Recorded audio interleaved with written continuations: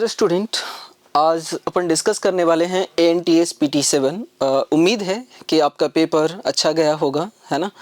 तो आइए स्टार्ट करते हैं क्वेश्चन नंबर 151 के साथ। क्या कहता है, read the given statement and select the correct option. पहला स्टेटमेंट कहता है अर्थ was formed around 4.5 billion year ago. ये स्टेटमेंट हमारा सही है। हम सभी जानते हैं कि अर्थ की जो ऑरिजिन हुई है वो 4.5 बिलियन ईयर पहले हुआ है।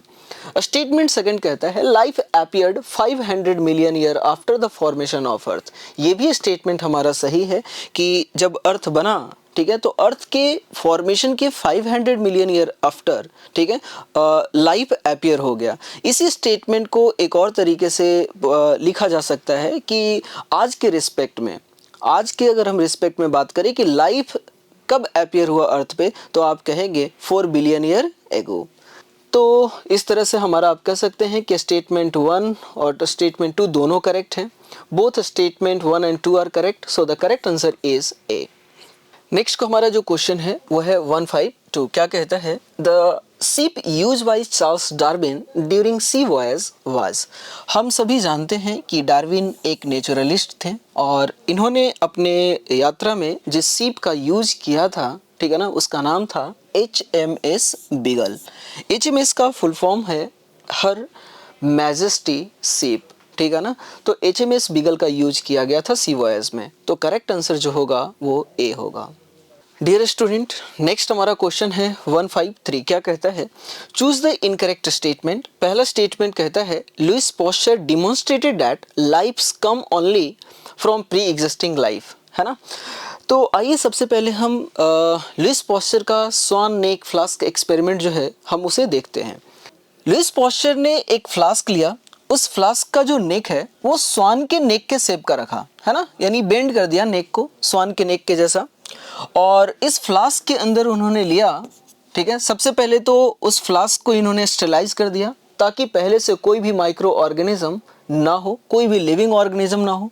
उसके बाद उन्होंने ऐड किया किल्ड ईस्ट और शुगर सॉल्यूशन। जैसे ही किल्ड ईस्ट और शुगर सॉल्यूशन डाला इसके अंदर, अब इस नेक को क्या किया इन्होंने, यहाँ पे वाटर डाल दिया। और वाटर डालने से हुआ क्या, इस नेक के अंदर यहाँ पे कि जो एटमॉस्फेयर है और जो फ्लास्क का इन्वायरमेंट है, ये दोनों एक दूसरे से क्या हो गए, सेपरेट हो गए। कुछ टाइम के बाद लुइस पॉस्चर ने ऑब्जर्व किया कि यहाँ पे कोई भी माइक्रो ऑर्गेनिज्म जो हैं वो अपीयर नहीं हुए, ठीक है। सेकेंड एक्सपेरिमेंट में उन्होंने क्या किया कि यहाँ पे भी उन्होंने किल्ड ईस्ट और शुगर सॉल्यूशन ही लिया, लेकिन इस बार नेक को बेंड नहीं किया, बल्कि यहाँ पे नेक को ब्रोक कर दिया। आप कह सकते हैं ब्रोकन यहाँ पे नेक का यूज किया गया है फ्लास्क में, है ना, और उसमें डाल दिया गया killed east and sugar solution. अब नेक को ब्रोक करने से हुआ क्या कि यहाँ पे हमारे पास कौन है, एटमॉस्फेयर। अब एटमॉस्फेयर से जो एयर है वो यहाँ पे आ रहा है।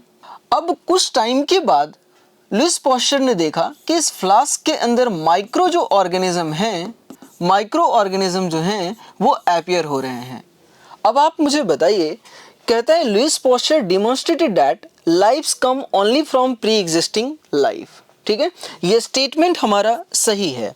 देखिए, अगर नॉन लिविंग से अगर लिविंग थिंग, अगर आप कह सकते हैं कि अगर नॉन लिविंग से अगर कोई लिविंग ऑर्गेनिज्म अपीयर होता तो इस फ्लास्क के अंदर भी माइक्रो ऑर्गेनिज्म अपीयर होने चाहिए थे, है ना। लेकिन यहाँ पे कोई भी माइक्रो ऑर्गेनिज्म अपीयर नहीं हुआ। क्यों नहीं हुआ, यहाँ पे देखिए, एटमॉस्फेयर में पहले से कोई ना कोई माइक्रो ऑर्गेनिज्म एग्जिस्ट करता था। तो जब ये एटमॉस्फेयर से एयर यहाँ इंटर करने की कोशिश करेगा तो जो माइक्रो ऑर्गेनिज्म है वो यहाँ पे ट्रैप हो जाएंगे, वो अंदर नहीं जा पाएगा, जिसकी वजह से इस फ्लास्क के अंदर माइक्रो ऑर्गेनिज्म अपीयर नहीं हुआ, है ना। लेकिन जैसे ही सेकेंड एक्सपेरिमेंट में नेक को ब्रोक किया, अब एटमॉस्फेयर और फ्लास्क का जो इन्वायरमेंट है दोनों एक दूसरे से कनेक्टेड हैं। अब एयर में पहले से कोई ना कोई माइक्रो ऑर्गेनिज्म रहा होगा और ये माइक्रो ऑर्गेनिज्म एयर के द्वारा इस फ्लास्क के अंदर आया और अपने कल्चर मीडियम में किल्ड ईस्ट और शुगर सॉल्यूशन में अपने आप को ग्रो किया और फाइनली हमें दिख रहा है कि यहाँ पे माइक्रो ऑर्गेनिज्म अपीयर हुआ है, क्लियर है। तो ये लुईस पॉस्चर ने एक्सपेरिमेंटली ये प्रूव कर दिया कि जो कोई भी लिविंग ऑर्गेनिज्म जो है वो प्री एग्जिस्टिंग लिविंग ऑर्गेनिज्म से ही क्या होते हैं, ओरिजिनेट होते हैं। तो Louis Pasteur demonstrated that life's come only from pre existing life, ये स्टेटमेंट हमारा सही है। सेकेंड स्टेटमेंट की अगर हम बात करें तो कहता है SL. Miller observe that electric discharge in a flask containing CH4 H2NH3 and water vapour eight 800 degree Celsius formed amino acid. देखिए, अगर आप बात करेंगे मिलर एंड यूरे एक्सपेरिमेंट की, तो मिलर एंड यूरे का जो एक्सपेरिमेंट है वहाँ पे जो गैसेस लिया गया था वो CH4 लिया गया था, हाइड्रोजन लिया गया था, NH3 को यूज किया गया था और वाटर वेपर को यूज किया गया था, और जो टेम्परेचर रखा गया था उस एपरेटस के अंदर मेंटेन किया गया था वो 800 डिग्री सेल्सियस को मेंटेन किया गया था। और इसका रिजल्ट हमें देखने को मिला था कि कुछ अमीनो एसिड का फॉर्मेशन हुए थे। जो अमीनो एसिड फॉर्म हुए थे उसका नाम है ग्लाइसिन, इसके अलावा आप कह सकते हैं एलानिन, और उसके बाद आप कह सकते हैं अस्पार्टिक एसिड। तो ये 3 अमीनो एसिड का फॉर्मेशन हुआ था। इसका मतलब स्टेटमेंट हमारा जो बी है ये भी सही है ना। स्टेटमेंट अगर हम सी की बात करें तो क्या कहता है, flipper of penguin and dolphin are example of homology, है ना। देखिए, अगर हम फ्लिपर ऑफ पेंगुइन की बात करें तो जो पेंगुइन है ये बर्ड है ना, ये क्या है भाई, बर्ड्स हैं, राइट। और जो डॉल्फिन है आप मुझे बताना कि ये मैमल है। अब ये बर्ड और मैमल इन दोनों ने एक ही हैबिटेट के लिए अपने आप को क्या किया है, अडॉप्ट किया है। इसका मतलब कि जब दो स्ट्रक्चर एक ही हैबिटेट के लिए अपने आप को अडॉप्ट करते हैं तो ये कन्वर्जेंट इवोल्यूशन कहलाता है, ठीक है ना। और उस ऑर्गन को हम क्या कहते हैं, एनालोगस ऑर्गन कहते हैं, राइट। तो यहाँ पे कहता है flipper of penguin and dolphin are example of homology, no sir, यहाँ पे होना चाहिए था एनालॉजी। तो ये स्टेटमेंट हमारा गलत है। आगे बढ़ते हैं। Analogous structure are the result of convergent evolution, analogous structure are result of convergent evolution, ये भी हमारा जो स्टेटमेंट है आप कह सकते हैं कि सही है कि हमारा जो एनालोगस ऑर्गन है ये कन्वर्जेंट इवोल्यूशन को शो करता है, राइट। और आपसे पूछा गया था इनकरेक्ट स्टेटमेंट, तो ए सही है, बी भी सही है, सी जो है इनकरेक्ट है, डी जो है करेक्ट है। तो आपसे पूछा गया था इनकरेक्ट, तो इनकरेक्ट हमारा क्या होगा, सी। इसका मतलब 153 का जो करेक्ट आंसर है वो सी होगा। डियर स्टूडेंट, नेक्स्ट हमारा क्वेश्चन है 154। क्या कहते हैं, the given figure show an example of, ठीक है। आपके सामने दो स्ट्रक्चर दे रखा है। सबसे पहला तो यहाँ पे वॉगनविलिया का स्ट्रक्चर दे रखा है और दूसरा कुकरविटा का स्ट्रक्चर दे रखा है। अब देखिए, जो वॉगनविलिया के अंदर जो आपको जो थॉर्न आपको जो दिख रहा है ये मॉडिफिकेशन है एक्सिलरी वर्ड का, आप कह सकते हैं it is a modification of axillary word. और जो आपको टेंड्रिल आपको जो दिख रहा है it is also modification of axillary word, है ना। अब देखिए, दोनों की अगर हम ऑरिजिन देखें, चाहे थॉर्न की बात करें या टेंड्रिल की बात करें, दोनों की जो ऑरिजिन है वो सेम है ना, लेकिन दोनों का जो फंक्शन है वो अलग अलग है। थॉर्न का काम है प्रोटेक्शन प्रोवाइड करना हर्बीवोरस एनिमल से, और टेंड्रिल का काम है इसे क्लाइंबिंग में हेल्प करता है, आप कह सकते हैं सपोर्ट प्रोवाइड करता है, राइट। और मुझे बताना कि वो ऑर्गन जिनके ऑरिजिन सेम होती है बट फंक्शन डिफरेंट होते हैं उसे हम क्या कहते हैं, होमोलोगस ऑर्गन। और होमोलोगस ऑर्गन जो हैं ये शो करते हैं डाइवर्जेंट इवोल्यूशन। तो आप कह सकते हैं कि ये दोनों जो स्ट्रक्चर हैं ये होमोलोगस ऑर्गन है, बिल्कुल। इसके साथ साथ आप कह सकते हैं होमोलोगस ऑर्गन शो करता है डाइवर्जेंट इवोल्यूशन, तो आप कह सकते हैं कि ये भी सही है, ये भी हमारा सही है। तो आप मुझे बताइए क्या कन्वर्जेंट इवोल्यूशन ये दोनों शो कर रहे हैं, नहीं सर। तो हमारा जो करेक्ट आंसर होगा ए सी, और मुझे बताना डी में दोनों है ए एंड सी। तो 154 का जो करेक्ट आंसर है वो डी होगा। नेक्स्ट हमारा क्वेश्चन है 155। क्या कहता है, which of the following difference between Lamarckism and Darwinism is incorrect. आपसे इनकरेक्ट पूछा है। लैमार्किज्म एंड डार्विनिज्म के जो डिफरेंस है, लैमार्किज्म में क्या कहता है, it does not consider a struggle for existence. Lamarck ने कभी भी स्ट्रगल फॉर एग्जिस्टेंस को कंसिडर किया ही नहीं अपने पोस्टुलेट के अंदर, तो ये तो बात बिल्कुल सही है। डार्विनिज्म क्या कहता है? Struggle for existence is a very important in this theory. Yes, struggle for existence ये डार्विन का पोस्टुलेट है, तो ये भी हमारा सही है। इसका मतलब ये दोनों जो डिफरेंसेस दे रखा है यहाँ पे लैमार्किज्म एंड डार्विनिज्म के बीच, ये हमारा सही है। नेक्स्ट लैमार्किज्म में देखते हैं क्या कहता है, only useful variation are transfer to the next generation. देखिए, जब भी किसी स्पीसीज के अंदर इवोल्यूशन होता है तो उसके अंदर कई सारे वेरिएशन आते हैं। वेरिएशन दो तरह के होते हैं, एक यूजफुल वेरिएशन और एक हार्मफुल वेरिएशन। जो यूजफुल, डार्विन के अकॉर्डिंग जो यूजफुल वेरिएशन है वही एक जनरेशन से दूसरे जनरेशन में इनहेरिट होता है, राइट? तो ये जो स्टेटमेंट दे रखा है ओनली यूजफुल वेरिएशन और transfer to the next generation, ये डार्विन के अकॉर्डिंग है, ना कि लैमार्किज्म के अकॉर्डिंग, तो ये तो गलत हो गया। अब यहाँ पे कहता है डार्विनिज्म के अंदर all the acquired character are inherited to the next generation, ये लैमार्किज्म के अकॉर्डिंग है, ठीक है? Internal vital force, use and disuse of organ, ठीक है? इन सब को करने के बाद जो भी बॉडी के अंदर चेंजेस आते हैं, जो भी न्यू कैरेक्टर एक्वायर करता है ऑर्गेनिज्म, वो कैरेक्टर एक जनरेशन से दूसरे जनरेशन में इनहेरिट होता है।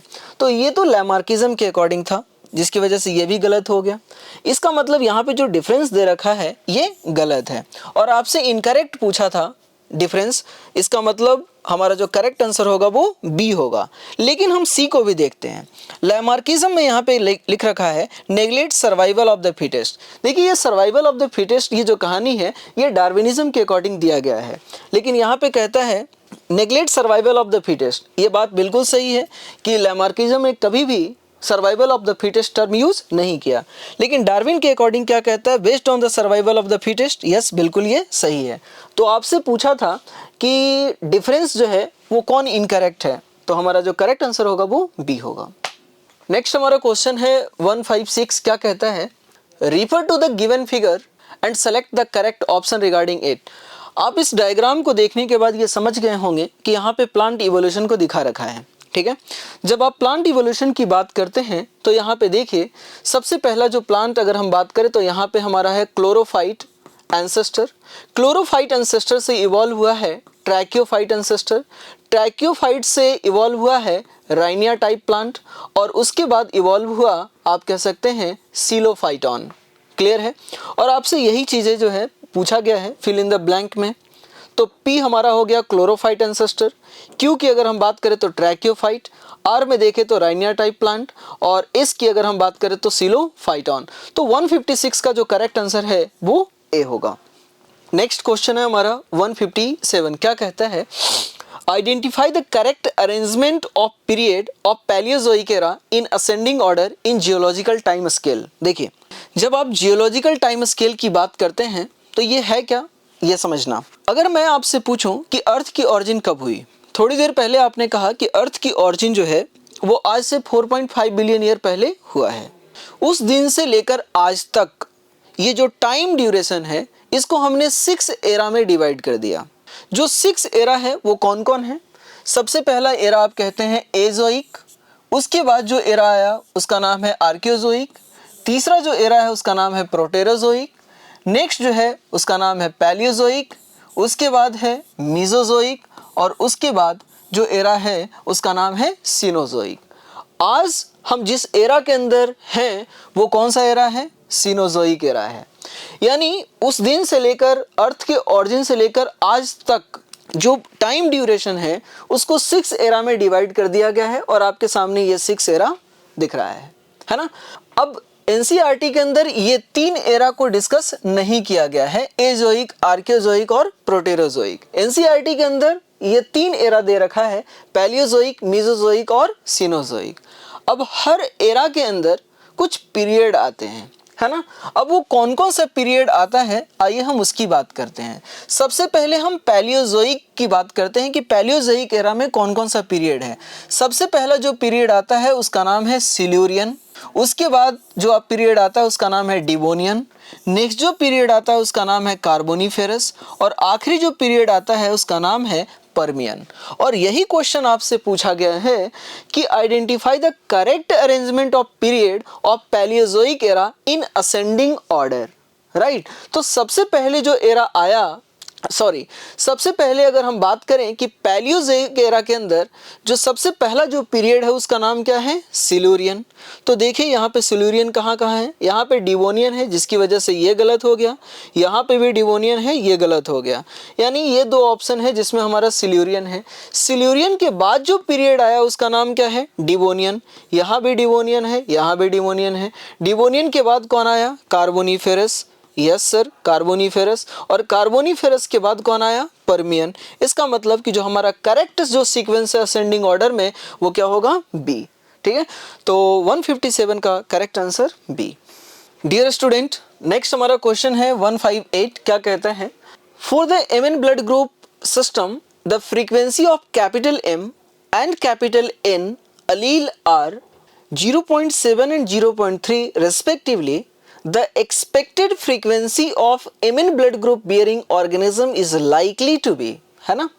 तो आइए सबसे पहले हम हार्डी विनबर्ग इक्विलिब्रियम की बात करते हैं। जब हार्डी विनबर्ग इक्विलिब्रियम में जब आप इसका इक्वेशन लिखते हैं तो आप कहते हैं P square plus 2pq plus Q square is equal to 1।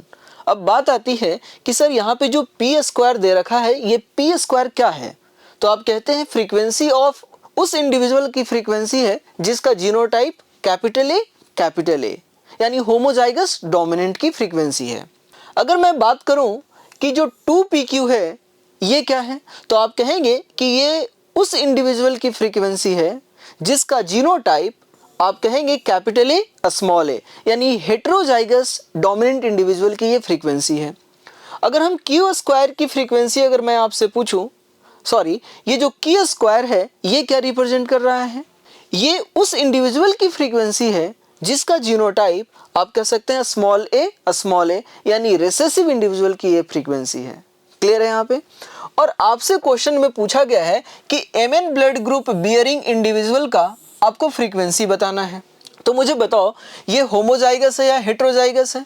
Heterozygous individual है, और हेटेरोजाइगस इंडिविजुअल का मुझे बताना जीनोटाइप जो है आप कह सकते हैं कैपिटल ए स्मॉल ए यानी कैपिटल एम स्मॉल एन। तो मुझे बताना कि इसका जो फ्रीक्वेंसी है वो क्या है जी? 2pq।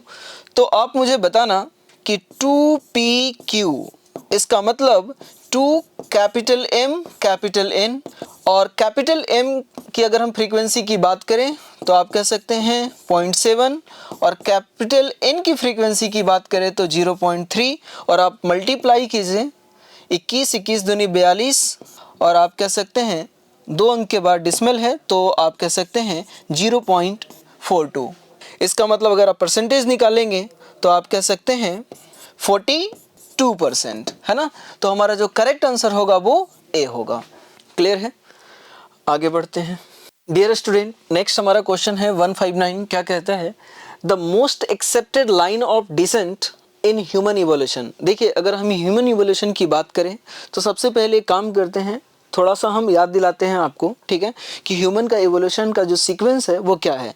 सबसे पहले इवॉल्व हुआ हमारा ड्रायोपिथेकस।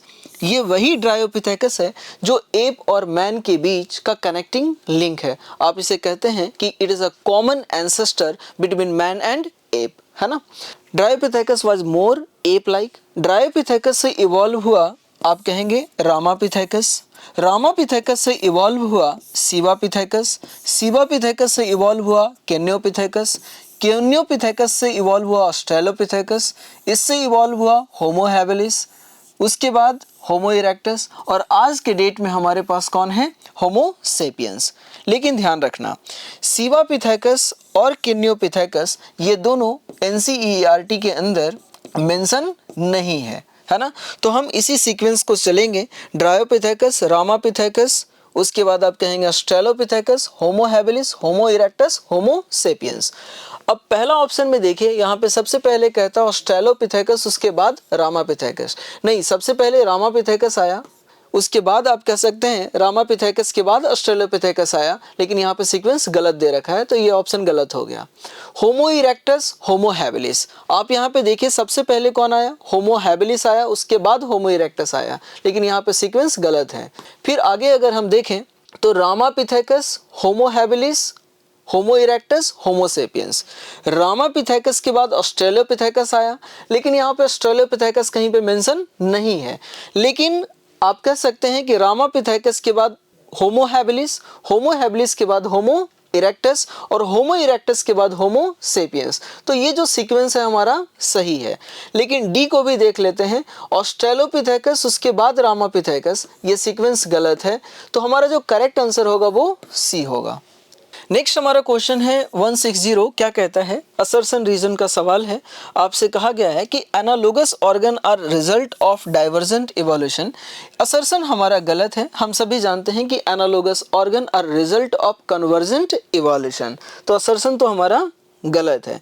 रीजन की बात करते हैं, eye of octopus and eye of mammal डिसिपिक्ट, आप कह सकते हैं डाइवर्जेंट इवोल्यूशन। हम सभी जानते हैं कि eye of octopus and eye of mammal are example of convergent evolution, लेकिन यहाँ पे दे रखा है डाइवर्जेंट इवोल्यूशन, तो ये भी हमारा गलत है। तो असर्शन भी गलत है, रीजन भी गलत है। तो आप कह सकते हैं both assertion and reason are false. So the correct answer is D. Next हमारा क्वेश्चन है 161, क्या कहता है, read the following statement about health and select the incorrect ones. आपसे इनकरेक्ट स्टेटमेंट को पूछा गया है। पहला स्टेटमेंट कहता है immune system maintains our health. देखिए, गुड हेल्थ को मेंटेन करने के लिए कई सारे फैक्टर रिस्पॉन्सिबल हैं, जैसे balanced diet, personal hygiene and regular exercise. इनके अलावा, ठीक है ना, जो हमारा इम्यून सिस्टम है वो सबसे बड़ा इंपॉर्टेंट रोल प्ले करता है हेल्थ को मेंटेन करने में। तो ये स्टेटमेंट हमारा सही है। स्टेटमेंट अगर हम बी की बात करें तो क्या कहता है, health is defined as a state of complete physical, mental and social wellbeing. World Health Organization के अकॉर्डिंग हेल्थ को जो डिफाइन किया गया है, आपको याद होगा, health does not simply means absence of disease और physical fitness. It could be defined as the state of complete physical, mental and social well-being। ये स्टेटमेंट भी हमारा सही है। आगे कहता है health increase productivity and economic prosperity. जाहिर सी बात है, अगर आप हेल्दी रहेंगे तो आपके काम करने की जो इफिशियंसी है वो ज़्यादा होगी, तो प्रोडक्टिविटी भी ज़्यादा होगी। तो ये भी स्टेटमेंट हमारा सही है। Health increases infant and maternal mortality. ध्यान रखना, मोर्टिलिटी क्या है? मोर्टिलिटी का मतलब होता है डेथ रेट, है ना। अगर एक बात बताना कि अगर एक माँ अगर हेल्दी रहेगी तो मुझे बताना कि वो जिस बच्चे को जन्म देगी, ठीक है ना, वो बच्चा भी क्या रहेगा, हेल्दी रहेगा। अगर माँ ही अनहेल्दी है तो माँ के भी जान जाने की चांसेस ज़्यादा हैं और उसके बच्चे जो होंगे उनको भी सर्वाइव करने की चांसेस ज़्यादा है। तो अगर कोई फीमेल अगर हेल्दी है तो उसका बच्चा भी क्या होगा, हेल्दी होगा। और जो मेटरनल यानी मदर का डेथ और जो कह रहा है इन्फेंट यानी बच्चे का जो डेथ है, दोनों का जो डेथ का जो चांसेस है वो कम होगा। लेकिन यहाँ पे क्या कहता है, health increase infant and maternal mortality. नहीं सर, हेल्थ डिक्रीज करता है इन्फेंट एंड मेटरनल मोर्टेलिटी। तो ये स्टेटमेंट हमारा गलत है और आपसे इनकरेक्ट पूछा गया था, तो हमारा जो करेक्ट आंसर होगा वो डी होगा। नेक्स्ट हमारा क्वेश्चन है 162, क्या कहता है, which of the following statement regarding the disease typhoid is are correct, है ना। टाइफाइड के रिगार्डिंग आपसे करेक्ट स्टेटमेंट को पूछा गया है। हम सभी जानते हैं कि टाइफाइड एक बैक्टीरियल डिजीज है और जो बैक्टीरिया टाइफाइड कॉज करता है उसका नाम है साल्मोनेला टाइफीम्यूरियम, है ना। ये बैक्टीरिया हमारे बॉडी के अंदर, हमारे इंटेस्टाइन के अंदर इंटर करता है through contaminated food and water, और वहाँ से वो हमारे ब्लड सर्कुलेशन के द्वारा बॉडी के डिफरेंट पार्ट तक चला जाता है ना। तो पहला स्टेटमेंट क्या कहता है, साल्मोनेला टाइफी, ठीक है, is a pathogenic bacterium which enter human intestine through contaminated food and water and migrate to other organ through blood। ये स्टेटमेंट हमारा सही है।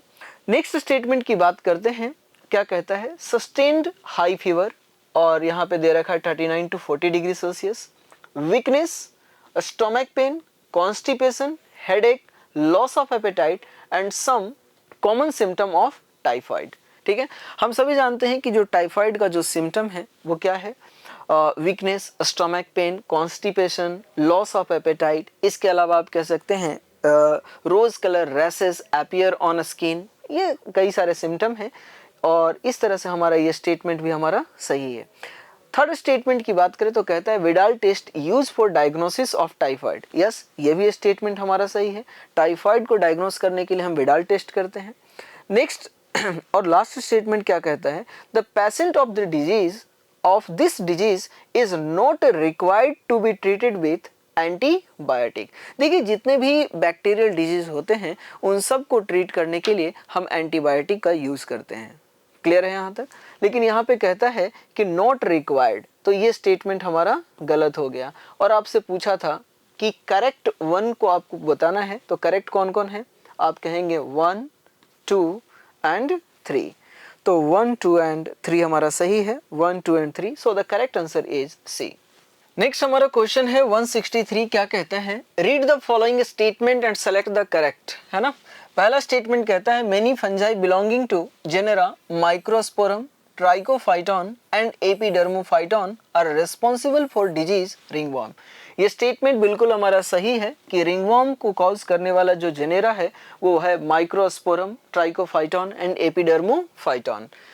सेकेंड स्टेटमेंट क्या कहता है? Ringworm infection is generally acquired from soil और by using towel, cloth, comb of ETC of infected individual. ये भी सही है कि हम जो रिंगवॉर्म जो डिजीज है इसे हम एक्वायर करते हैं किसके द्वारा?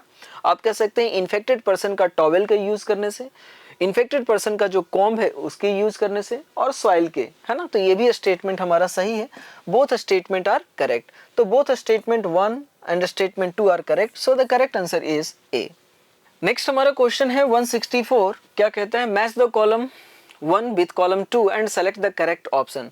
पहले कॉलम की अगर हम बात करें तो यहाँ पे कुछ आप कह सकते हैं पैथोजन है और कुछ वेक्टर का नाम दे रखा है, और दूसरे कॉलम में डिजीज का नाम दे रखा है। सबसे पहले हम बात करते हैं नीचे से, इंट अमीबा हिस्टोलाइटिका। आप जानते हैं कि ये कॉज करता है इंट अमीबा हिस्टोलाइटिका, अमोबियासिस कॉज करता है, तो डी का हमारा होगा 2। प्लाज्मोडियम अगर हम वाइवैक्स की अगर हम बात करें तो प्लाज्मोडियम वाइवैक्स जो है ये कॉज करता है मलेरिया, तो सी का हमारा होगा 1। व्यूचरेरिया वैनक्रॉफ्टी ये फाइलेरियसिस जो है वो कॉज करता है, तो बी का हमारा होगा आप कह सकते हैं 5, बी का 5। और एडिस एजिप्टाई जो मॉस्किटो है इसे हम टाइगर मॉस्किटो भी कहते हैं, है ना, और ये रिस्पॉन्सिबल होता है, ये ट्रांसमिट करता है आप कह सकते हैं चिकनगुनिया, तो ए का हमारा होगा 3। अब आप मैच कीजिए, ए का 4 दे रखा है, गलत है, ए का 3, बी का अगर हम देखें तो 5, ए का 3, बी का 5, सी का 1 और डी का 2। So the correct answer is C. Next हमारा क्वेश्चन है 165। क्या कहता है? Which of the given statement are correct, है ना। कौन सा स्टेटमेंट जो है वो करेक्ट है? आपसे करेक्ट पूछा गया है। Innate immunity is a specific type of defense that is present at the time of birth, है ना। देखना, कहता है innate immunity is a specific type of defense। यहीं पे हमारा स्टेटमेंट जो है वो गलत हो गया। innate immunity आप कह सकते हैं कि स्पेसिफिक नहीं होता है, ये non specific type of defence है ना। तो ये स्टेटमेंट हमारा गलत हो गया। आगे कहता है malignant malaria is caused by Plasmodium falciparum। ये स्टेटमेंट हमारा सही है। Malaria can be confirmed by the Widal test. नहीं सर, विडाल टेस्ट हम टाइफाइड को डायग्नोसिस करने के लिए यूज करते हैं। फोर्थ कहता है active immunity is slow and take time to give its full effective response. Yes, ये भी हमारा जो स्टेटमेंट है वो सही है। एक्टिव इम्यूनिटी के अंदर टाइम लगता है, जबकि पैसिव इम्यूनिटी के अंदर टाइम नहीं लगता है, ठीक है ना, क्योंकि पैसिव इम्यूनिटी के अंदर आप डायरेक्ट रेडीमेड एंटीबॉडी को इंजेक्ट कर देते हैं। लेकिन एक्टिव इम्यूनिटी के अंदर क्या होता है कि जब भी कोई आप वैक्सीन दे रहे हैं, ठीक है ना, कोई भी डिसआर्म्ड आप एंटीजन अगर आप दे रहे हैं, तो सबसे पहला आपका जो इम्यून सिस्टम उस एंटीजन को रिकॉग्नाइज करेगा, और रिकॉग्नाइज करने के बाद उसके अगेंस्ट में एंटीबॉडी का प्रोडक्शन करता है, तो इसमें टाइम लगता है। तो ये प्रोसेस जो है वो स्लो है ना। आगे बढ़ते हैं। पांचवा स्टेटमेंट क्या कहता है? Saliva in the mouth act as a physiological barrier for pathogen. देखिए, इनेट इम्यूनिटी के अंदर 4 डिफरेंट टाइप्स के बैरियर आते हैं: physical barrier, physiological barrier, cellular barrier and cytokine barrier, है ना। फिजियोलॉजिकल बैरियर में एक आता है बॉडी सिक्रेशन, जिसमें आप कहते हैं टीयर इन आई, ठीक है ना, सलाइवा इन माउथ, ठीक है, एसिड इन स्टमक। तो आप कह सकते हैं कि जो सलाइवा है in mouth act as a physiological barrier for pathogen, ये भी हमारा सही है। और आपसे करेक्ट पूछा गया था तो करेक्ट हमारा क्या होगा 2 4 5 2 4 5 2 4 5, सो द करेक्ट आंसर इज ए।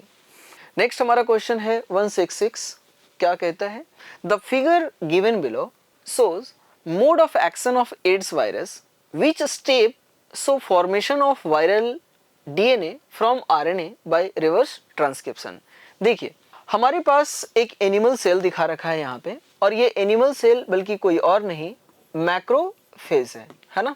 जब भी हमारे बॉडी के अंदर जब रेट्रोवायरस HIV जो वायरस इंटर करता है, आप यहाँ पे देख रहे हैं कि हमारा कौन सा वायरस है, रेट्रोवायरस है, तो सबसे पहले वो अटैक करता है मैक्रोफेजेस के ऊपर, और मैक्रोफेजेस के अंदर अटैक करने के बाद वो अपने नंबर को इंक्रीज करता है। अब वो नंबर कैसे इंक्रीज करता है वही यहाँ पे शो किया गया है ना। तो रेट्रोवायरस जो है इन्फेक्ट कर रहा है नॉर्मल सेल, तो जब भी अटैक करता है एनिमल के सेल के ऊपर, क्या करता है वायरस अपने जेनेटिक मटेरियल को इस एनिमल सेल के अंदर, इस मैक्रोफेजेस के अंदर इंट्रोड्यूस कर देता है। अब आप मुझे बताना कि जो रेट्रोवायरस है इसका जेनेटिक मटेरियल क्या होता है।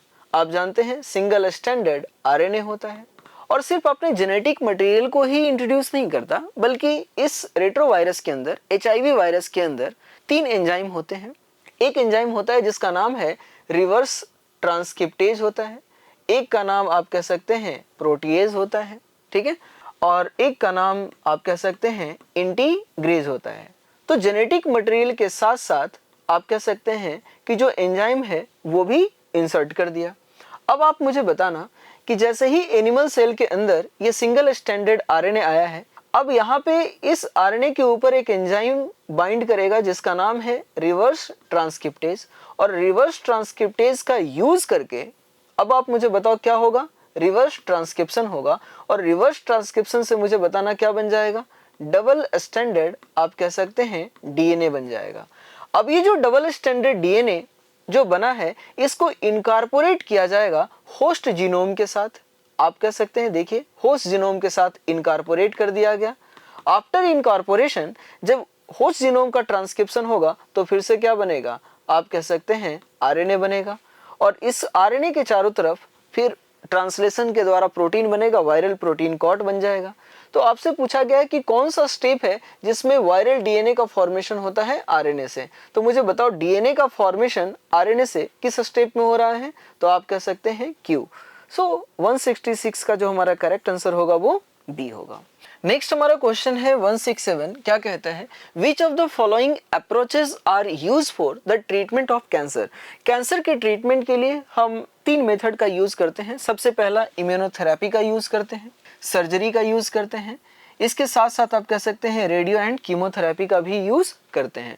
तो इस तरह से हमारा जो करेक्ट आंसर होगा वो D होगा, है ना।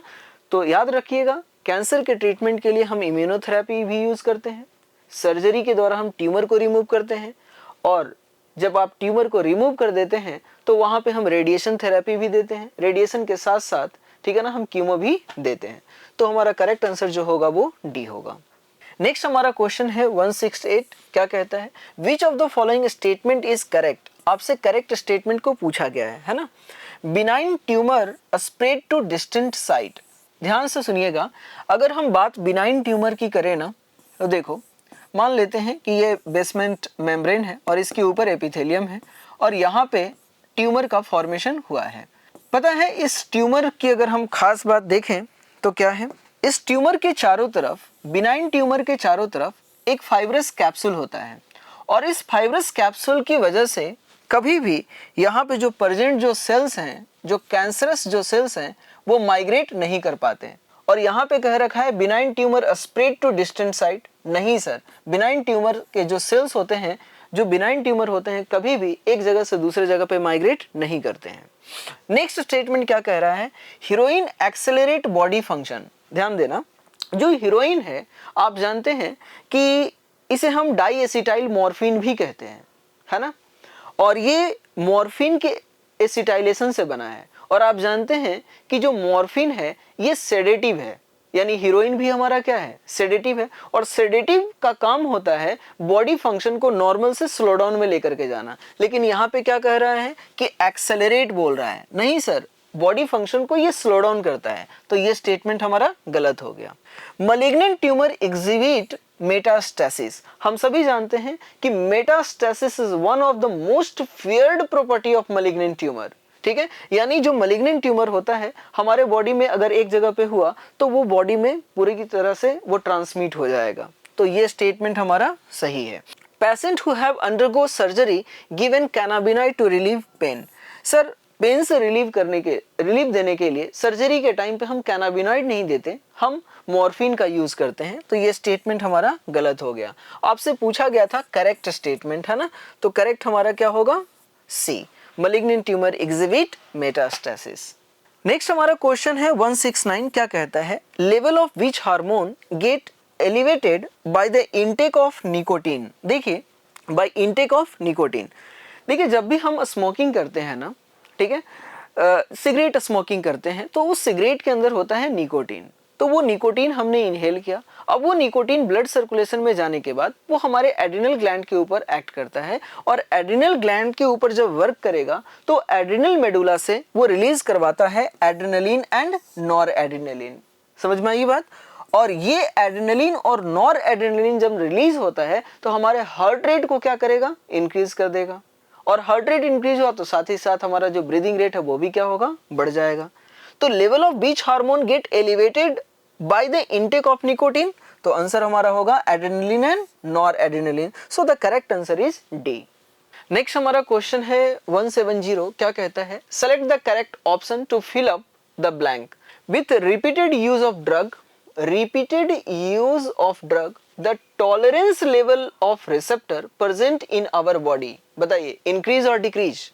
टॉलरेंस लेवल जो है वो इंक्रीज हो जाता है, तो हम कहेंगे कि अगर आप रिपीटेड ड्रग्स का अगर आप यूज कर रहे हैं तो आपके बॉडी में जो प्रेजेंट रिसेप्टर है उसका टॉलरेंस लेवल इंक्रीज कर जाता है ना। सेकेंड में देखते हैं स्मोकिंग इंक्रीज, स्मोकिंग, जब भी आप स्मोकिंग करते हैं तो आपके बॉडी में क्या इंक्रीज करता है, आप कह सकते हैं कार्बन मोनोऑक्साइड का जो कंटेंट है वो इंक्रीज करता है, और आप जानते हैं कि जब कार्बन मोनोऑक्साइड अगर इंक्रीज हुआ तो जो ऑक्सीजन है वो हेमोग्लोबिन के साथ बाइंड नहीं कर पाएगा, ठीक है, तो बताइए उसका नंबर क्या होने लगेगा, हेम बॉन्डेड जो ऑक्सीजन है उसका अमाउंट कम जाएगा, तो रिड्यूस द कंसंट्रेशन ऑफ, आप कहेंगे हेम बॉन्ड, आप कह सकते हैं जो ऑक्सीजन है वो ब्लड में कम जाएगा। नेक्स्ट देखते हैं fill in the blank, cannabinoid receptor are present in, हम सभी जानते हैं कि कैनाबिनॉइड रिसेप्टर जो है ये ब्रेन में प्रेजेंट होता है।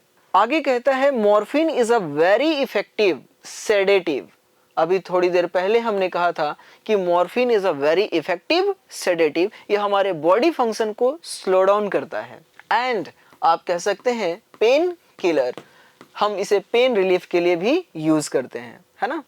आगे फिफ्थ में कहता है opioid are extracted from the fill in the blanks of poppy plant, हम सभी जानते हैं कि पॉपी प्लांट का जो अनराइपन जो फ्रूट है उसे हम कट करते हैं, और कट करने के बाद जो लैटेक्स निकलता है उसी लैटेक्स को हम क्या कहते हैं, ओपियम कहते हैं, है ना। तो आप कह सकते हैं latex of poppy plant, papaver सोमेनिफेरम। अब आप मैच कीजिए ऑप्शन को, है ना। ए की बात करें तो यहाँ पे कह रहा है डिक्रीज, जबकि हमने क्या कहा इंक्रीज, जिस वजह से ऑप्शन ए गलत हो गया। अगर हम बी की बात करें तो यहाँ पे कह रहा है इंक्रीज, बिल्कुल सही। अगर हम दो की बात करें तो आप कह सकते हैं कार्बन मोनोऑक्साइड, ये सही है।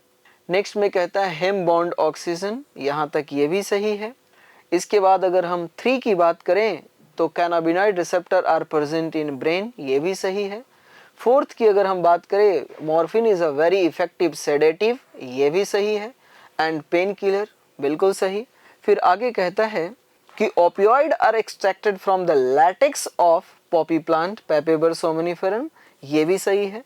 तो ये स्टेटमेंट हमारा बिल्कुल पूरी तरह से सही है, so the correct answer is B.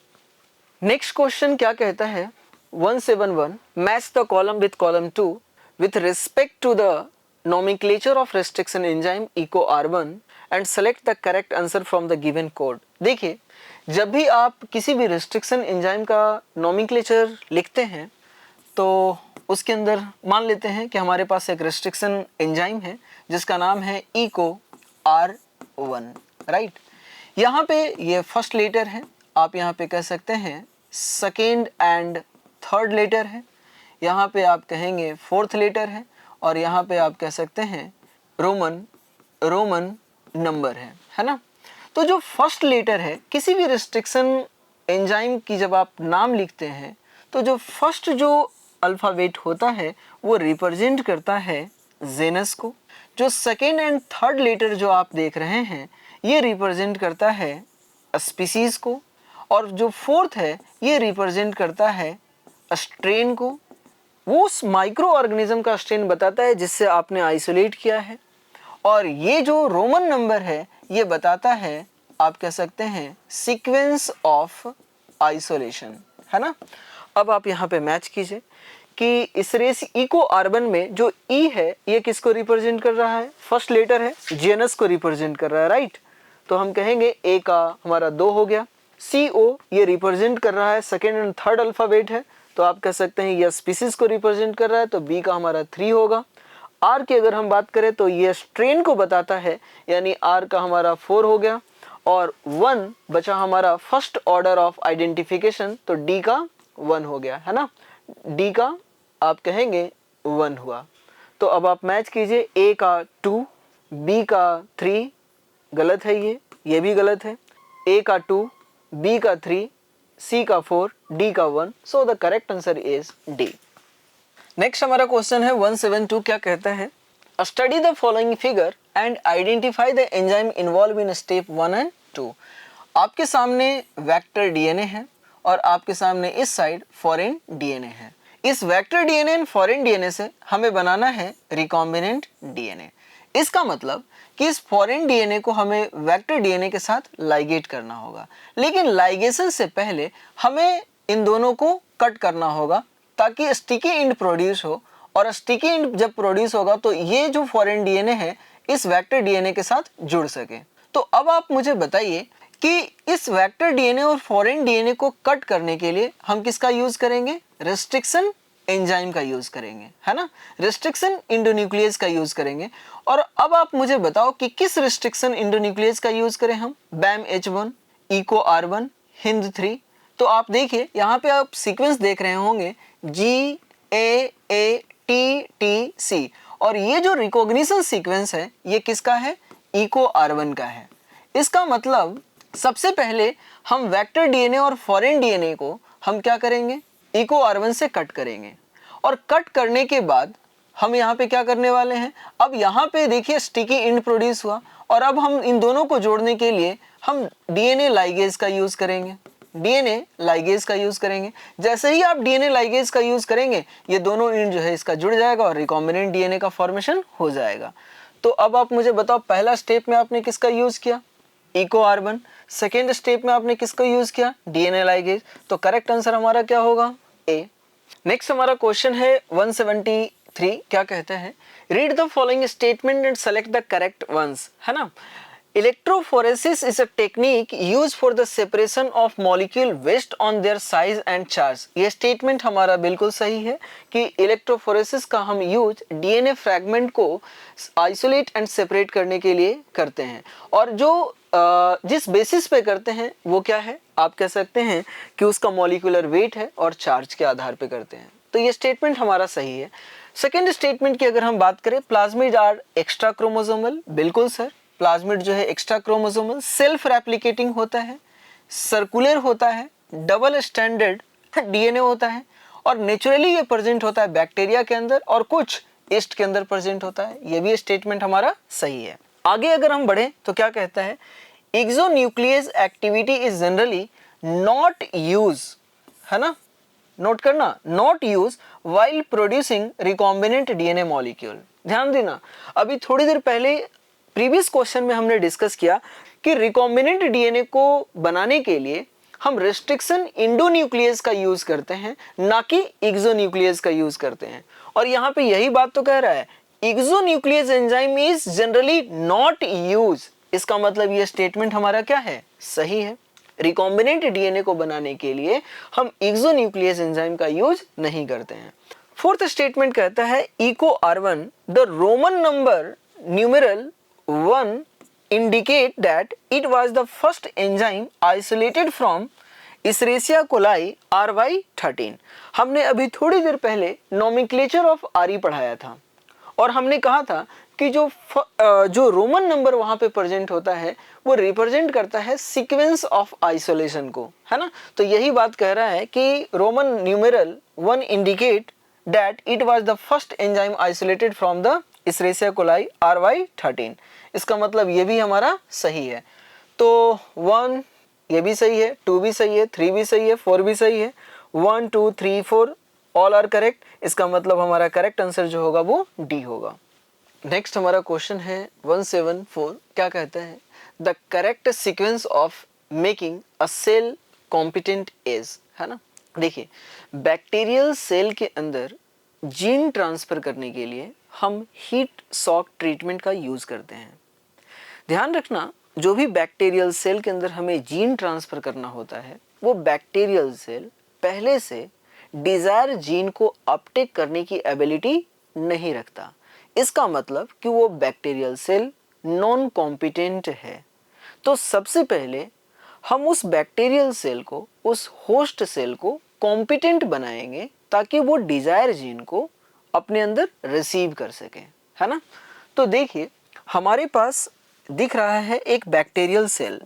ये जो आप देख रहे हैं बैक्टीरियल सेल है, लेकिन परेशानी ये है कि ये जो बैक्टीरियल सेल जो आपको दिख रहा है ये नॉन कॉम्पिटेंट नेचर का है। इसका मतलब कि इसके अंदर एबिलिटी नहीं है कि ये रिकॉम्बिनेंट डीएनए को, डिजायर जीन को अपने अंदर अपटेक कर सके।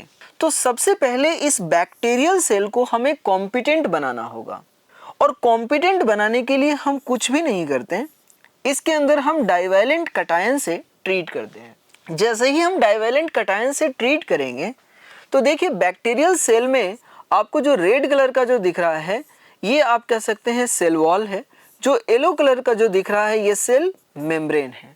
और जब आप डाइवैलेंट कटायन से ट्रीट करेंगे तो इसका जो सेल वॉल है उसके अंदर पोर क्रिएट हो जाएगा और अब हमारा जो ये बैक्टीरियल सेल जो दिख रहा है आप कहेंगे कि ये कॉम्पिटेंट बैक्टीरियल सेल है। अब इसके अंदर एबिलिटी है डिजायर जीन को रिसीव करने की, अपटेक करने की। तो जैसे ही हमने डाइवैलेंट कटायन से ट्रीट किया अब हम इसे लेकर के जाएंगे 0 डिग्री सेल्सियस पे। याद रखिएगा कितने डिग्री पे लेके जा रहे हैं, 0 डिग्री सेल्सियस पे लेकर जा रहे हैं। जैसे ही आप 0 डिग्री सेल्सियस पे लेकर के गए आप इसे सडन ट्रांसफर आपको करना है हाई टेम्परेचर पे, और वो हाई टेम्परेचर पे कितना 42 डिग्री सेल्सियस पे आपको ट्रांसफर करना है। तो जैसे ही 42 डिग्री सेल्सियस पे आप ट्रांसफर करेंगे जो सेल मेम्ब्रेन था उसके अंदर भी पोर क्रिएट हो जाएगा और अब हमारा जो डिजायर जीन है इसके अंदर इंटर करना स्टार्ट होगा। जैसे ही आप 42 डिग्री सेल्सियस पे लेकर के गए अब आपको अचानक इसे सडन ट्रांसफर करना है 0 डिग्री सेल्सियस पे। आप लेकर के चले आए 0 डिग्री सेल्सियस पे और अब आपको पता चलेगा कि जो हमारे पास जो ब्लू कलर का यहाँ पे जो डिजायर जीन है वो डिजायर जीन कहाँ चला आया, होस्ट सेल के अंदर। यानी अब ये वो बैक्टीरियल सेल है जिसके अंदर हमारा क्या है, डिजायर जीन है।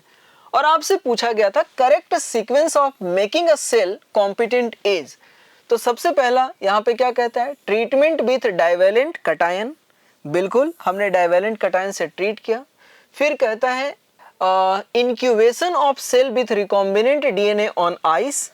यस, हमने सबसे पहले आइस पे उसके बाद लेके गया, उसके बाद हम उसे हीट शॉक यानी 42 डिग्री सेल्सियस पे लेके गए और उसके बाद फिर से हम 0 डिग्री पे लेके गए यानी प्लेसिंग ऑन आइस।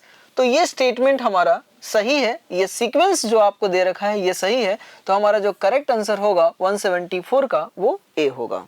नेक्स्ट हमारा क्वेश्चन है 175। क्या कहता है, read the given statement and select the correct option. आपके सामने दो स्टेटमेंट दे रखा है, स्टेटमेंट 1 एंड स्टेटमेंट 2।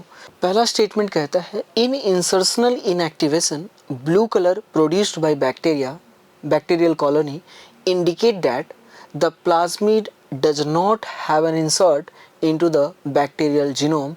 ये स्टेटमेंट हमारा करेक्ट है। अब ये स्टेटमेंट करेक्ट कैसे है, आइए हम इसे समझने की कोशिश करते हैं, है ना। देखो, इस क्वेश्चन को सॉल्व करने के लिए थोड़ा सा मैं आपको चीज़ों को सिखा देता हूँ, उसके बाद अपने आप ये क्वेश्चन सॉल्व हो जाएगा।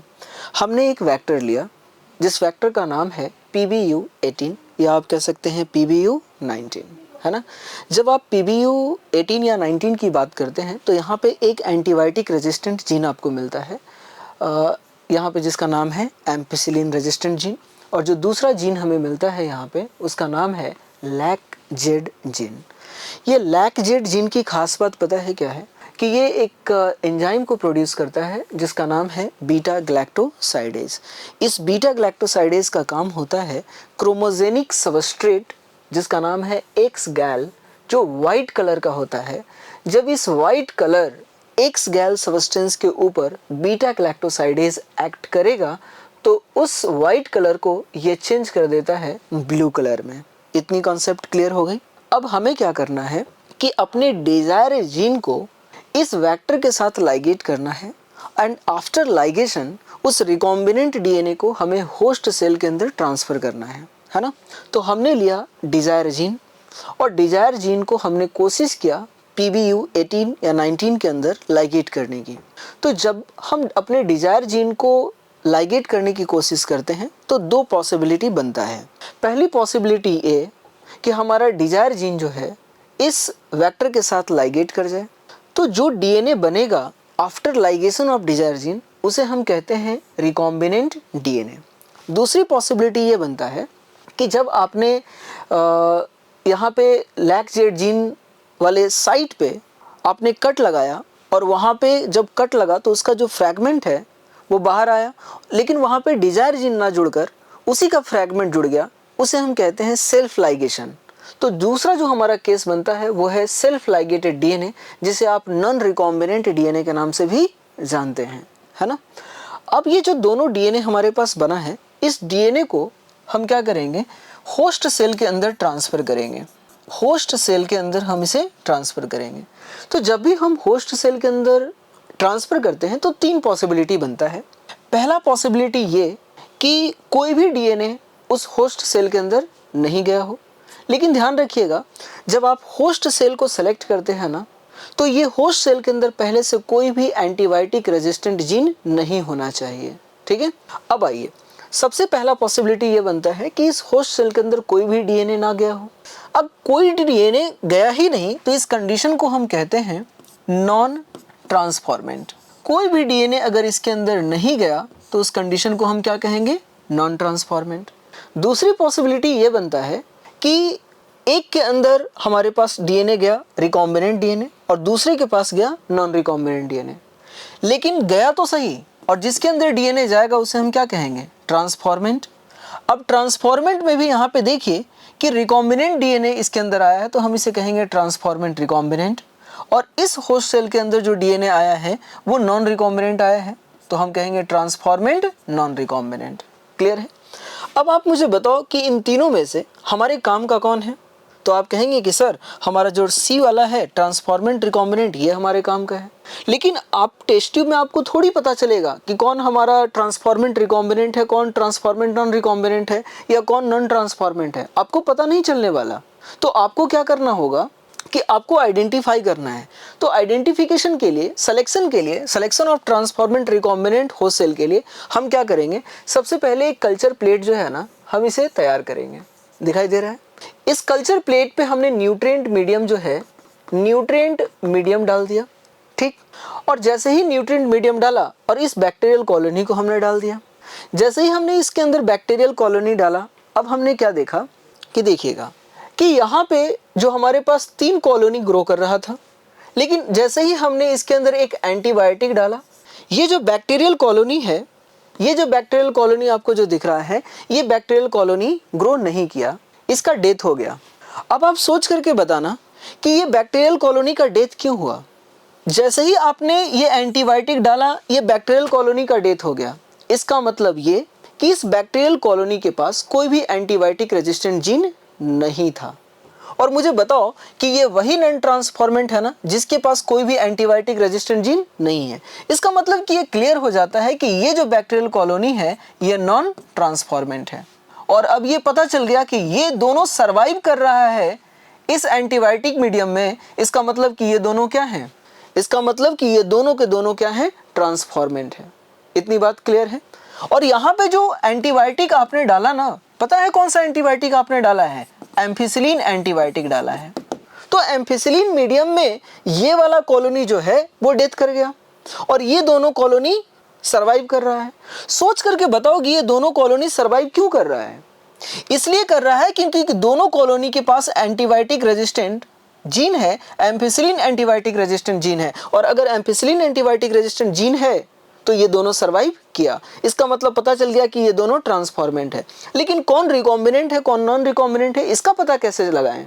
तो अब हमने क्या किया कि इस कल्चर प्लेट पे हमने ऐड कर दिया एक्स गैल सबस्टेंस। एक्स गैल जो व्हाइट कलर का है क्रोमोजेनिक सबस्ट्रेट, हमने इसको डाल दिया। अब जैसे ही हमने डाला हमने ये नोटिस किया कि यहाँ पे ये जो कॉलोनी आपको जो दिख रहा है ये ब्लू कलर का हो गया। ये जो बैक्टीरियल कॉलोनी आपको जो दिख रहा है ये ब्लू कलर का दिख रहा है। आप कह सकते हैं कि ये ब्लू, आप कह सकते हैं कॉलोनी है।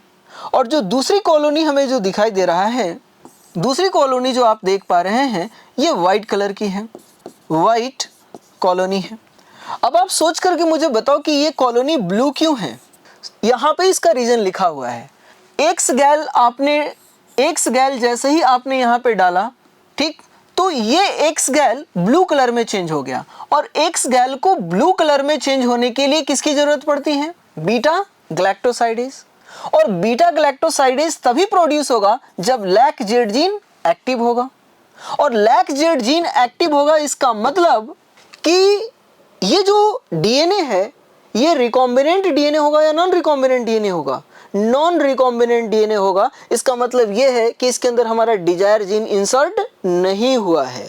तो जो ब्लू कलर की जो कॉलोनी आप देख रहे हैं ये ब्लू कलर की कॉलोनी आप कह सकते हैं ट्रांसफॉर्मेंट रिकॉम्बिनेंट, ट्रांसफॉर्मेंट आप कह सकते हैं नॉन रिकॉम्बिनेंट नेचर का है। इसके अंदर डिजायर जीन इंसर्ट नहीं हुआ।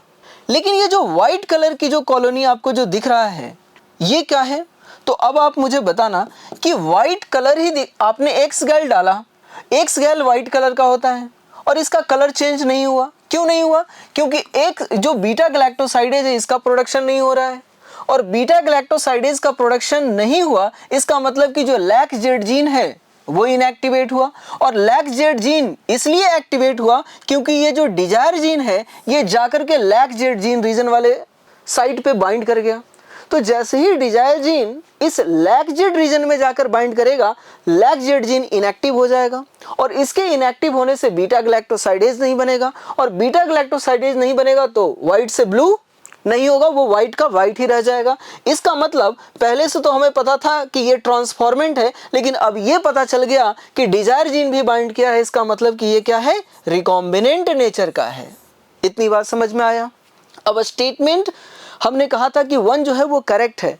कैसे करेक्ट है? देखो, कहता है in insertional inactivation blue colour produced by bacterial colony, blue colour produced by bacterial colony indicate that plasmid does not have an insert. Insert कहने का मतलब है desire gene into the bacterial genome। यही तो बात मैंने कहा कि ये ब्लू कलर इसलिए प्रोड्यूस कर रहा है क्योंकि यहाँ पे जो कॉलोनी में जो बैक्टीरिया है उस बैक्टीरिया के अंदर डिजायर जीन प्रेजेंट नहीं है, जीन ऑफ इंटरेस्ट जो था वो नहीं है। तो ये स्टेटमेंट हमारा सही है। स्टेटमेंट 2 क्या कहता है? प्रेजेंस ऑफ इंसर्ट, इंसर्ट बोले तो desire gene, presence of insert result into insertional inactivation of beta galactosidase. जाहिर सी बात है जब डिजायर जीन जाकर के लैक जेड जीन रीजन वाले लैक जेड जीन रीजन में जब आकर के बाइंड करेगा तो इंसर्शनल इनएक्टिवेशन होगा।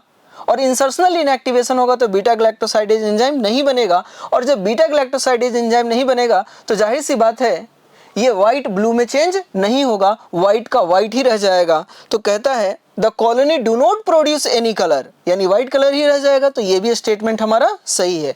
तो स्टेटमेंट 1 एंड स्टेटमेंट 2 ये दोनों हमारा करेक्ट है।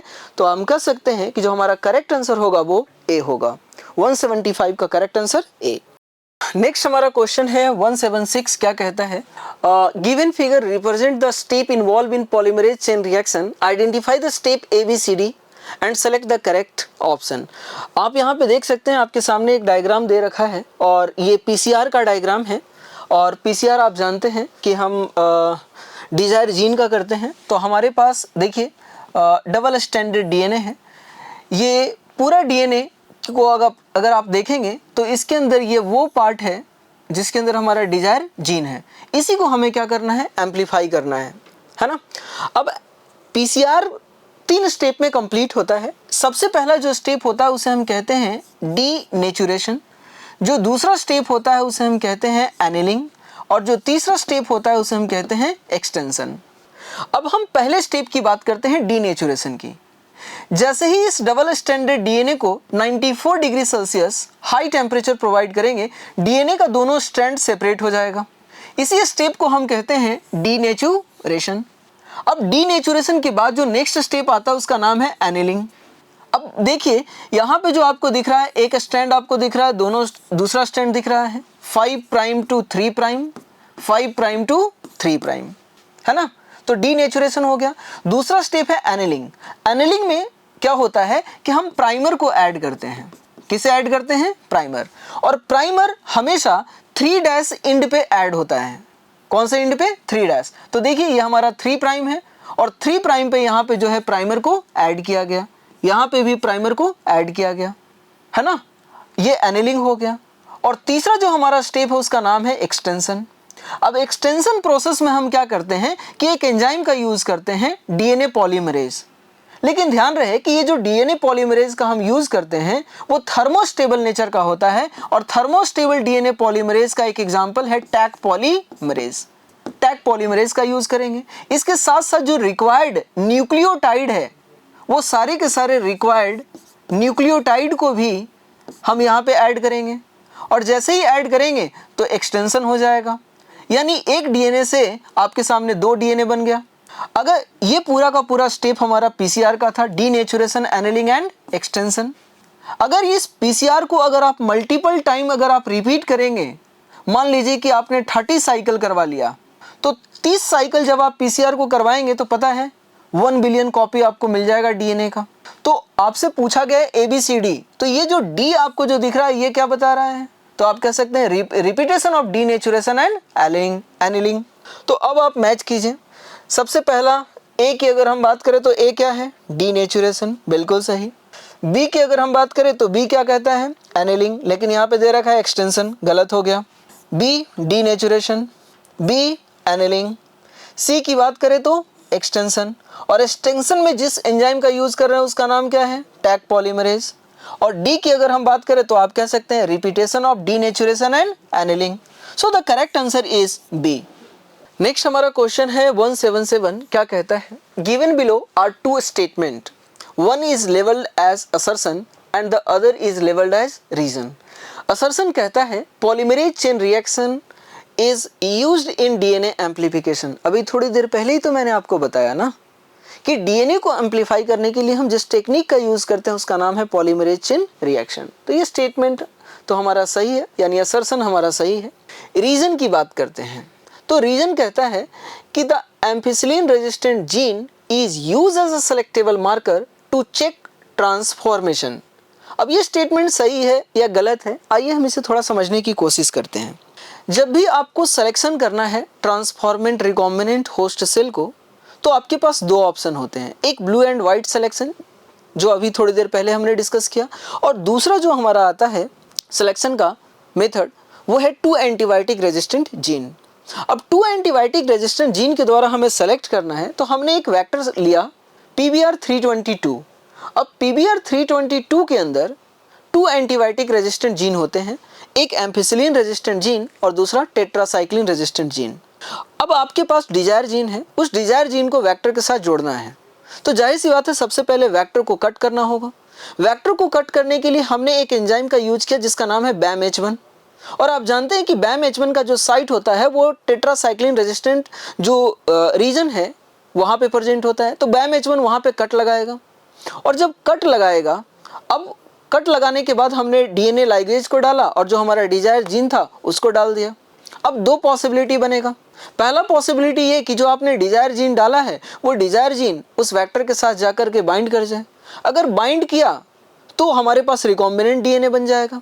लेकिन याद रखिएगा कि जिस साइट पे टेट्रासाइक्लिन रेजिस्टेंट जो हमारा जीन था उस रीजन पे जाकर के हमारा डिजायर जीन बाइंड कर गया है, इसका मतलब टेट्रासाइक्लिन रेजिस्टेंट जीन का इनएक्टिवेशन हो गया है। उसी कंडीशन को तो हम क्या कहते हैं, इंसर्शनल इनएक्टिवेशन कहते हैं। दूसरा कंडीशन ये है कि जो फ्रैगमेंट अलग हुआ था वही फ्रैगमेंट उसके साथ जाकर के बाइंड कर जाए, सेल्फ लाइगेशन हो जाए, तो उस DNA को हम सेल्फ लाइगेटेड DNA या नॉन रिकॉम्बिनेंट DNA भी कहते हैं। तो दो पॉसिबिलिटी बना, एक रिकॉम्बिनेंट DNA और एक नॉन रिकॉम्बिनेंट DNA। अब आप इस DNA को ट्रांसफर कीजिए होस्ट सेल के अंदर। जैसे ही आप होस्ट सेल के अंदर ट्रांसफर करेंगे आपके पास तीन केस बनेंगे। पहला केस ये बनता है कि उस होस्ट सेल के अंदर कोई भी DNA ना गया, ना तो रिकॉम्बिनेंट DNA इंटर किया ना तो नॉन रिकॉम्बिनेंट इंटर किया। दूसरा केस ये बनता है कि होस्ट सेल के अंदर नॉन रिकॉम्बिनेंट DNA इंटर किया है। तीसरा पॉसिबिलिटी ये बनता है कि रिकॉम्बिनेंट DNA ट्रांसफर किया अंदर गया है। अब आप मुझे बताना कि हमारे काम का कौन है, ट्रांसफॉर्मेंट रिकॉम्बिनेंट। अब हमें क्या करना होगा कि सेलेक्ट करना होगा कि हमारा ट्रांसफॉर्मेंट रिकॉम्बिनेंट कौन है। तो सिलेक्शन के लिए सबसे पहले हम क्या करेंगे, एक कल्चर प्लेट जो है वो तैयार करेंगे। उस कल्चर प्लेट पे न्यूट्रिएंट मीडियम डालेंगे और तीनों बैक्टीरिया को हम ग्रो करवाएंगे। जब बैक्टीरियल कॉलोनी बन जाएगा तो अब हम क्या करेंगे, उसका एक रेप्लिका प्लेट बनाएंगे। उस रेप्लिका प्लेट पे हम उस बैक्टीरियल कॉलोनी का जो इम्प्रिंट है वो लेकर के आएंगे, ठीक। और अब उस रेप्लिका प्लेट के ऊपर हमने एक एंटीबायोटिक डाल दिया, और जो एंटीबायोटिक डाला उसका नाम है एम्फिसिलिन। जैसे ही आप एम्फिसिलिन एंटीबायोटिक डालेंगे, पता है एक बैक्टीरियल कॉलोनी जो है वो डेड कर गया। जो बैक्टीरियल कॉलोनी डेड हुआ, आप सोच करके बताओ वो कौन सा बैक्टीरियल कॉलोनी का डेथ होगा। उस बैक्टीरियल कॉलोनी का डेथ होगा जिसके अंदर, ठीक है, आपने जो एंटीबायोटिक डाला था ना, ध्यान रखना कौन सा एंटीबायोटिक डाला है, एम्फिसिलिन। उस बैक्टीरियल कॉलोनी का डेथ होगा जिसके अंदर एम्फिसिलिन रेजिस्टेंट जीन नहीं होगा, ठीक। तो वो मर गया, इसका मतलब ये पता चल गया कि वो बैक्टीरियल कॉलोनी कैसा था, नॉन ट्रांसफॉर्मेंट नेचर का था। क्योंकि जो दूसरा और तीसरा जो केस था, ट्रांसफॉर्मेंट रिकॉम्बिनेंट और ट्रांसफॉर्मेंट नॉन रिकॉम्बिनेंट, उन दोनों के अंदर एम्फिसिलिन रेजिस्टेंट जीन है, तो वो दोनों तो सर्वाइव करेंगे। इसका मतलब पता चल गया कि वो ट्रांसफॉर्मेंट नेचर का है, और जो मर गया वो नॉन ट्रांसफॉर्मेंट का है। तो ampicillin resistant gene use as a selectable marker to check transformation, yes ये भी सही है। कहता है in the light of the above statement choose the correct answer from the option given below. तो असर्शन भी सही है, रीजन भी सही है। क्या रीजन असर्शन को एक्सप्लेन कर रहा है क्या? नहीं सर, दोनों का कॉन्टेक्स्ट जो है स्टेटमेंट का अलग अलग है। तो हम कहेंगे कि both assertion and reason are correct but reason is not the correct explanation of A. तो करेक्ट आंसर हमारा क्या होगा, बी। नेक्स्ट हमारा क्वेश्चन है 178। क्या कहता है, match the organism with its use in biotechnology, है ना। सबसे पहला यहाँ पे दे रखा है बैसिलस थुरिंजेंसिस। देखिए जब बैसिलस थुरिंजेंसिस बैक्टीरिया की बात करते हैं, जब आप बीटी बैक्टीरिया की बात करेंगे तो इस बीटी बैक्टीरिया के अंदर आपको एक जीन मिलता है। इस जीन को हम कहते हैं क्राइजीन, या इसी को हम कहते हैं बीटी जीन। ये जो बीटी जीन और जो क्राइजीन है ये एक प्रोटीन का फॉर्मेशन करता है, उसे हम कहते हैं क्राई प्रोटीन, या आप कह सकते हैं बीटी प्रोटीन, है ना। क्लियर है यहाँ तक? तो मुझे बताना कि बैसिलस थुरिंजेंसिस, यहाँ पे देखिए कह रहा है क्राई प्रोटीन, तो बैसिलस थुरिंजेंसिस बैक्टीरिया के अंदर नेचुरली क्या फॉर्म होता है, क्राई प्रोटीन। तो ए का हमारा होगा 4। नेक्स्ट है थर्मस एक्वेटिकस। देखिए थर्मस एक्वेटिकस ये वो बैक्टीरिया है जिससे थर्मोस्टेबल डीएनए पॉलीमरेज एंजाइम को एक्सट्रैक्ट किया जाता है। तो आप कह सकते हैं डीएनए पॉलीमरेज, है ना, थर्मोस्टेबल डीएनए पॉलीमरेज। तो बी का हमारा हो जाएगा 3। एग्रोबैक्टीरियम ट्यूमिफेसियंस, है ना।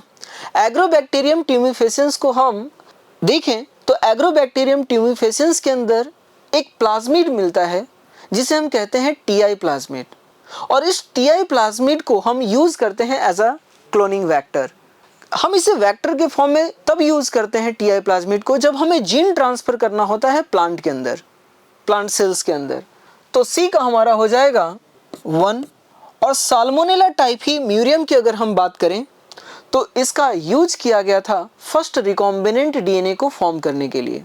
ठीक है, फर्स्ट रिकॉम्बिनेंट डीएनए को बनाने के लिए आपको याद होगा साल्मोनेला टाइफी म्यूरियम से double standard circular extra chromosomal DNA को आइसोलेट किया गया था। ठीक है, तो डी का अगर हम बात करें तो इसका यूज़ आप कह सकते हैं डी का हमारा होगा 2। Construction of first recombinant DNA molecule को फॉर्म करने के लिए साल्मोनेला टाइफी म्यूरियम से प्लाज्मिड डीएनए को एक्सट्रैक्ट किया गया था। तो बी का हमारा होगा ए का 4, ए का आप कह सकते हैं 4, बी का 3, सी का 1, डी का 2। तो करेक्ट आंसर जो हमारा होगा वो बी होगा। नेक्स्ट हमारा क्वेश्चन है 179। क्या कहते हैं, which of the following statement is not correct regarding genetic modification of crop. आपसे नॉट करेक्ट पूछा है ना। पहला स्टेटमेंट कहता है it make crop tolerant to abiotic stress, है ना। सबसे पहले तो हमें समझना होगा कि ए बायोटिक स्ट्रेस होता क्या है। ए बायोटिक स्ट्रेस में जैसे आप कह सकते हैं, कई बार आपने सुना होगा कि बहुत ज़्यादा विंटर पड़ने से जो फसल है, जो क्रॉप है, वो सारे के सारे बर्बाद हो गए। सॉइल की सैलिनिटी बढ़ने से प्रोडक्शन जो है क्रॉप का वो घट गया। बहुत ज़्यादा वाटर, हैवी रेनफॉल से, ठीक है ना, जो फसल है वो बर्बाद हो गया। तो ये सारी चीज़ें जो मैंने डिस्कस किया ये एबायोटिक स्ट्रेस के अंदर आता है। मान लेते हैं कि हमारे पास एक नॉर्मल प्लांट है, आप यहाँ पे देख पा रहे हैं। ये नॉर्मल प्लांट हम कल्टीवेट कर ही रहे थे, लेकिन अचानक जो है हमारे सॉइल के अंदर जो साल्ट का जो लेवल है वो इंक्रीज हो जाता है। और सॉल्ट का लेवल सॉइल के अंदर अगर एक्सेस हो गया ना, अगर सॉइल की सैलिनिटी अगर बढ़ गया ना, तो इस प्लांट का जो प्रोडक्टिविटी है, जो प्रोडक्शन है, वो काफ़ी ज़्यादा रिड्यूस हो जाएगा। हम नहीं चाहते कि प्लांट का जो प्रोडक्शन है वो कम हो, हम प्लांट को सैलिनिटी से रेजिस्टेंट बनाना चाहते हैं। तो एक काम करते हैं, हम इसके अंदर जीन ट्रांसफ़र करेंगे। तो जैसे ही आप जीन ट्रांसफ़र करेंगे इस नॉर्मल प्लांट के अंदर, अब ये जो प्लांट है, इस प्लांट को हम कहेंगे ट्रांसजेनिक प्लांट। और अब आप सॉइल के अंदर जितना मर्जी आप साल्ट का लेवल इंक्रीज कर लीजिए, प्लांट का जो प्रोडक्टिविटी है वो कभी भी डिक्रीज होने वाला नहीं है। प्रोडक्टिविटी जो है वो इंक्रीज ही रहेगा। इसका मतलब कि आपने जीन ट्रांसफ़र के द्वारा आप अपने प्लांट को एबायोटिक स्ट्रेस से आपने बचा लिया। तो क्या कहता है, which of the following statement is not correct regarding genetically modified crop. अरे ट्रांसजेनिक प्लांट को ही कहा जाता है genetically modified plant. It make crop more tolerant to abiotic stress और लेस टॉलरेंट। तो आपने क्या देखा कि more tolerant to abiotic stress, ये स्टेटमेंट हमारा सही है। It result in decrease efficiency of mineral use by plant. इसके बारे में थोड़ा समझना। जैसे देखिए हमारे पास एक नॉर्मल प्लांट है ना। इस नॉर्मल प्लांट को कंप्लीट अपने लाइफ साइकिल को कंप्लीट करने के लिए 2 मिलीग्राम मिनरल की रिक्वायरमेंट होती है। मैंने क्या कहा, ये हमारे पास एक नॉर्मल प्लांट है। अब इस नॉर्मल प्लांट को पूरे लाइफ साइकिल में 2 मिलीग्राम मिनरल की रिक्वायरमेंट होती है। और जिस सॉइल के अंदर ये नॉर्मल प्लांट लगा हुआ है ना, उस सॉइल के अंदर जो टोटल मिनरल है वो 100 मिलीग्राम है। और ये प्लांट क्या करता है कि सॉइल से अपने कंप्लीट लाइफ साइकिल में 20 मिलीग्राम मिनरल का यूज़ करता है। कितना मिनरल का यूज़ कर रहा है? 20 मिलीग्राम मिनरल को आप कह सकते हैं अपटेक कर रहा है, जबकि रिक्वायरमेंट कितना है 2 मिलीग्राम, और अपटेक कितना कर रहा है 20 मिलीग्राम। यानी ज़रूरत से कई गुना मिनरल को यूज़ कर रहा है ये। और ज़रूरत से जब ज़्यादा मिनरल का यूज़ करेगा तो मुझे बताओ, एक समय ऐसा आएगा कि बहुत ही जल्द सॉइल के अंदर मिनरल की क्या हो जाएगी, डिफिशियंसी हो जाएगी। और सॉइल के अंदर अगर मिनरल की डिफिशियंसी हो गई तो जो क्रॉप है उसकी प्रोडक्टिविटी कम जाएगी। और हम चाहते हैं कि प्रोडक्टिविटी ना घटे, सॉइल की फर्टिलिटी मेंटेन रहे, सॉइल की फर्टिलिटी जल्दी खत्म ना हो, तो हम क्या करते हैं कि इस प्लांट के अंदर एक जीन ट्रांसफर करते हैं। जीन ट्रांसफर करेंगे, जैसे ही हमने जीन को ट्रांसफर किया, अब ये प्लांट कहलाएगा ट्रांसजेनिक प्लांट, या इसी को हम कहेंगे जेनेटिकली मॉडिफाइड प्लांट। अब ये जो ट्रांसजेनिक प्लांट या जेनेटिकली जो मॉडिफाइड प्लांट है ना, रिक्वायरमेंट अभी भी 2 मिलीग्राम का ही है, लेकिन ये सॉइल से जो अपटेक कर रहा है वो अप्रॉक्स 3 मिलीग्राम कर रहा है। तो मुझे बताइए, मिनरल यूज की जो एफिशिएंसी है प्लांट के द्वारा, आपने जेनेटिक इंजीनियरिंग की हेल्प से इंक्रीज कर लिया या डिक्रीज कर लिया? आप कहेंगे सर इंक्रीज कर लिया गया है, तो इट रिजल्ट इन इंक्रीज होना चाहिए था, लेकिन यहाँ पे क्या दे रखा है? Decrease efficiency. इस वजह से ये स्टेटमेंट गलत हो गया है ना। और आपसे पूछा है नॉट करेक्ट, तो हमारा जो करेक्ट आंसर होगा वो बी होगा। ऑप्शन सी और डी को भी देख लेते हैं, क्या कहता है? It help to reduce post harvest loss. आपने फ्लेवर सेवर टोमेटो का नाम सुना होगा, और फ्लेवर सेवर टोमेटो को हमने इसीलिए बनाया ताकि पोस्ट हार्वेस्ट लॉस को रिड्यूस किया जा सके। तो ये स्टेटमेंट हमारा सही है। नेक्स्ट कहता है it enhance the nutritional value of food. ये भी हमारा जेनेटिकली मॉडिफाइड क्रॉप के रिगार्डिंग सही स्टेटमेंट है। आपने गोल्डन राइस का नाम सुना होगा, है ना। तो हमारा करेक्ट आंसर जो होगा वो बी होगा। नेक्स्ट हमारा क्वेश्चन है 180। क्या कहता है? Which of the following gene were introduce in cotton to protect it from cotton bollworm. देखिए, हम सभी जानते हैं किसी भी कॉटन प्लांट को कॉटन वुलवर्म से प्रोटेक्ट करने के लिए हम जो जीन इंट्रोड्यूस करते हैं वो 2 जीन है। पहला है आप कहते हैं क्राई 1AC एंड दूसरा जो है वह है क्राई 2AB, है ना। तो किसी भी कॉटन प्लांट को कॉटन वुलवर्म से प्रोटेक्ट करने के लिए हम ये 2 जीन का यूज़ करते हैं, ठीक है। तो अब ये 2 जीन कहाँ पे हैं? यहाँ पे लिखा है क्राई 2AC, गलत हो गया। BTAC गलत है। Cry 1AC and cry 2AB, so the correct answer is C. Next हमारा क्वेश्चन है 181। क्या कहता है? Identify the organism based on the following character, है ना। आपके सामने कुछ कैरेक्टर को दे रखा है, उस कैरेक्टर को रीड कर आपको ऑर्गेनिज्म का नाम बताना है। सबसे पहला कैरेक्टर दे रखा है इट इज अ निमेटोड, और ये निमेटोड जो है इन्फेक्ट करता है रूट ऑफ टोबैको प्लांट, और टोबैको प्लांट के रूट के ऊपर जब अटैक करता है, जब उसको इन्फेक्ट करता है, तो उस टोबैको प्लांट का जो प्रोडक्शन है वो काफ़ी ज़्यादा रिड्यूस हो जा रहा है। और इस चीज़ को ओवरकम करने के लिए, प्रोडक्टिविटी को इंक्रीज करने के लिए, और उसके ऊपर जो निमेटोड है दोबारा अटैक ना करे, इस चीज़ को प्रिवेंट करने के लिए हम जिस टेक्निक का यूज़ कर रहे हैं उसका नाम है RNA इंटरफेरेंस, है ना। तो अब आपको बताना है कि आखिर वो कौन सा ऑर्गेनिज्म है निमेटोड में, वो कौन सा निमेटोड है जो टोबैको प्लांट के रूट के ऊपर अटैक करता है और उस टोबैको प्लांट का जो इल्ड है उसको रिड्यूस कर देता है।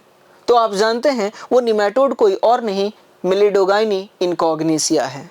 अब ढूंढिए यहाँ पे कह रहा है इसेरिया कोलाई, गलत। एग्रोबैक्टीरियम ट्यूमिफेसियंस, नहीं। मिलिडोगाइनी इनकॉग्निसिया। तो हम कह सकते हैं कि 181 का जो करेक्ट आंसर है वो सी होगा। नेक्स्ट हमारा क्वेश्चन है 182। क्या कहता है? Which of the following statement regarding the structure of proinsulin, है ना, and mature insulin is are not correct. Proinsulin and mature insulin के रिगार्डिंग नॉट करेक्ट यानी इनकरेक्ट स्टेटमेंट को आपको सेलेक्ट करना है।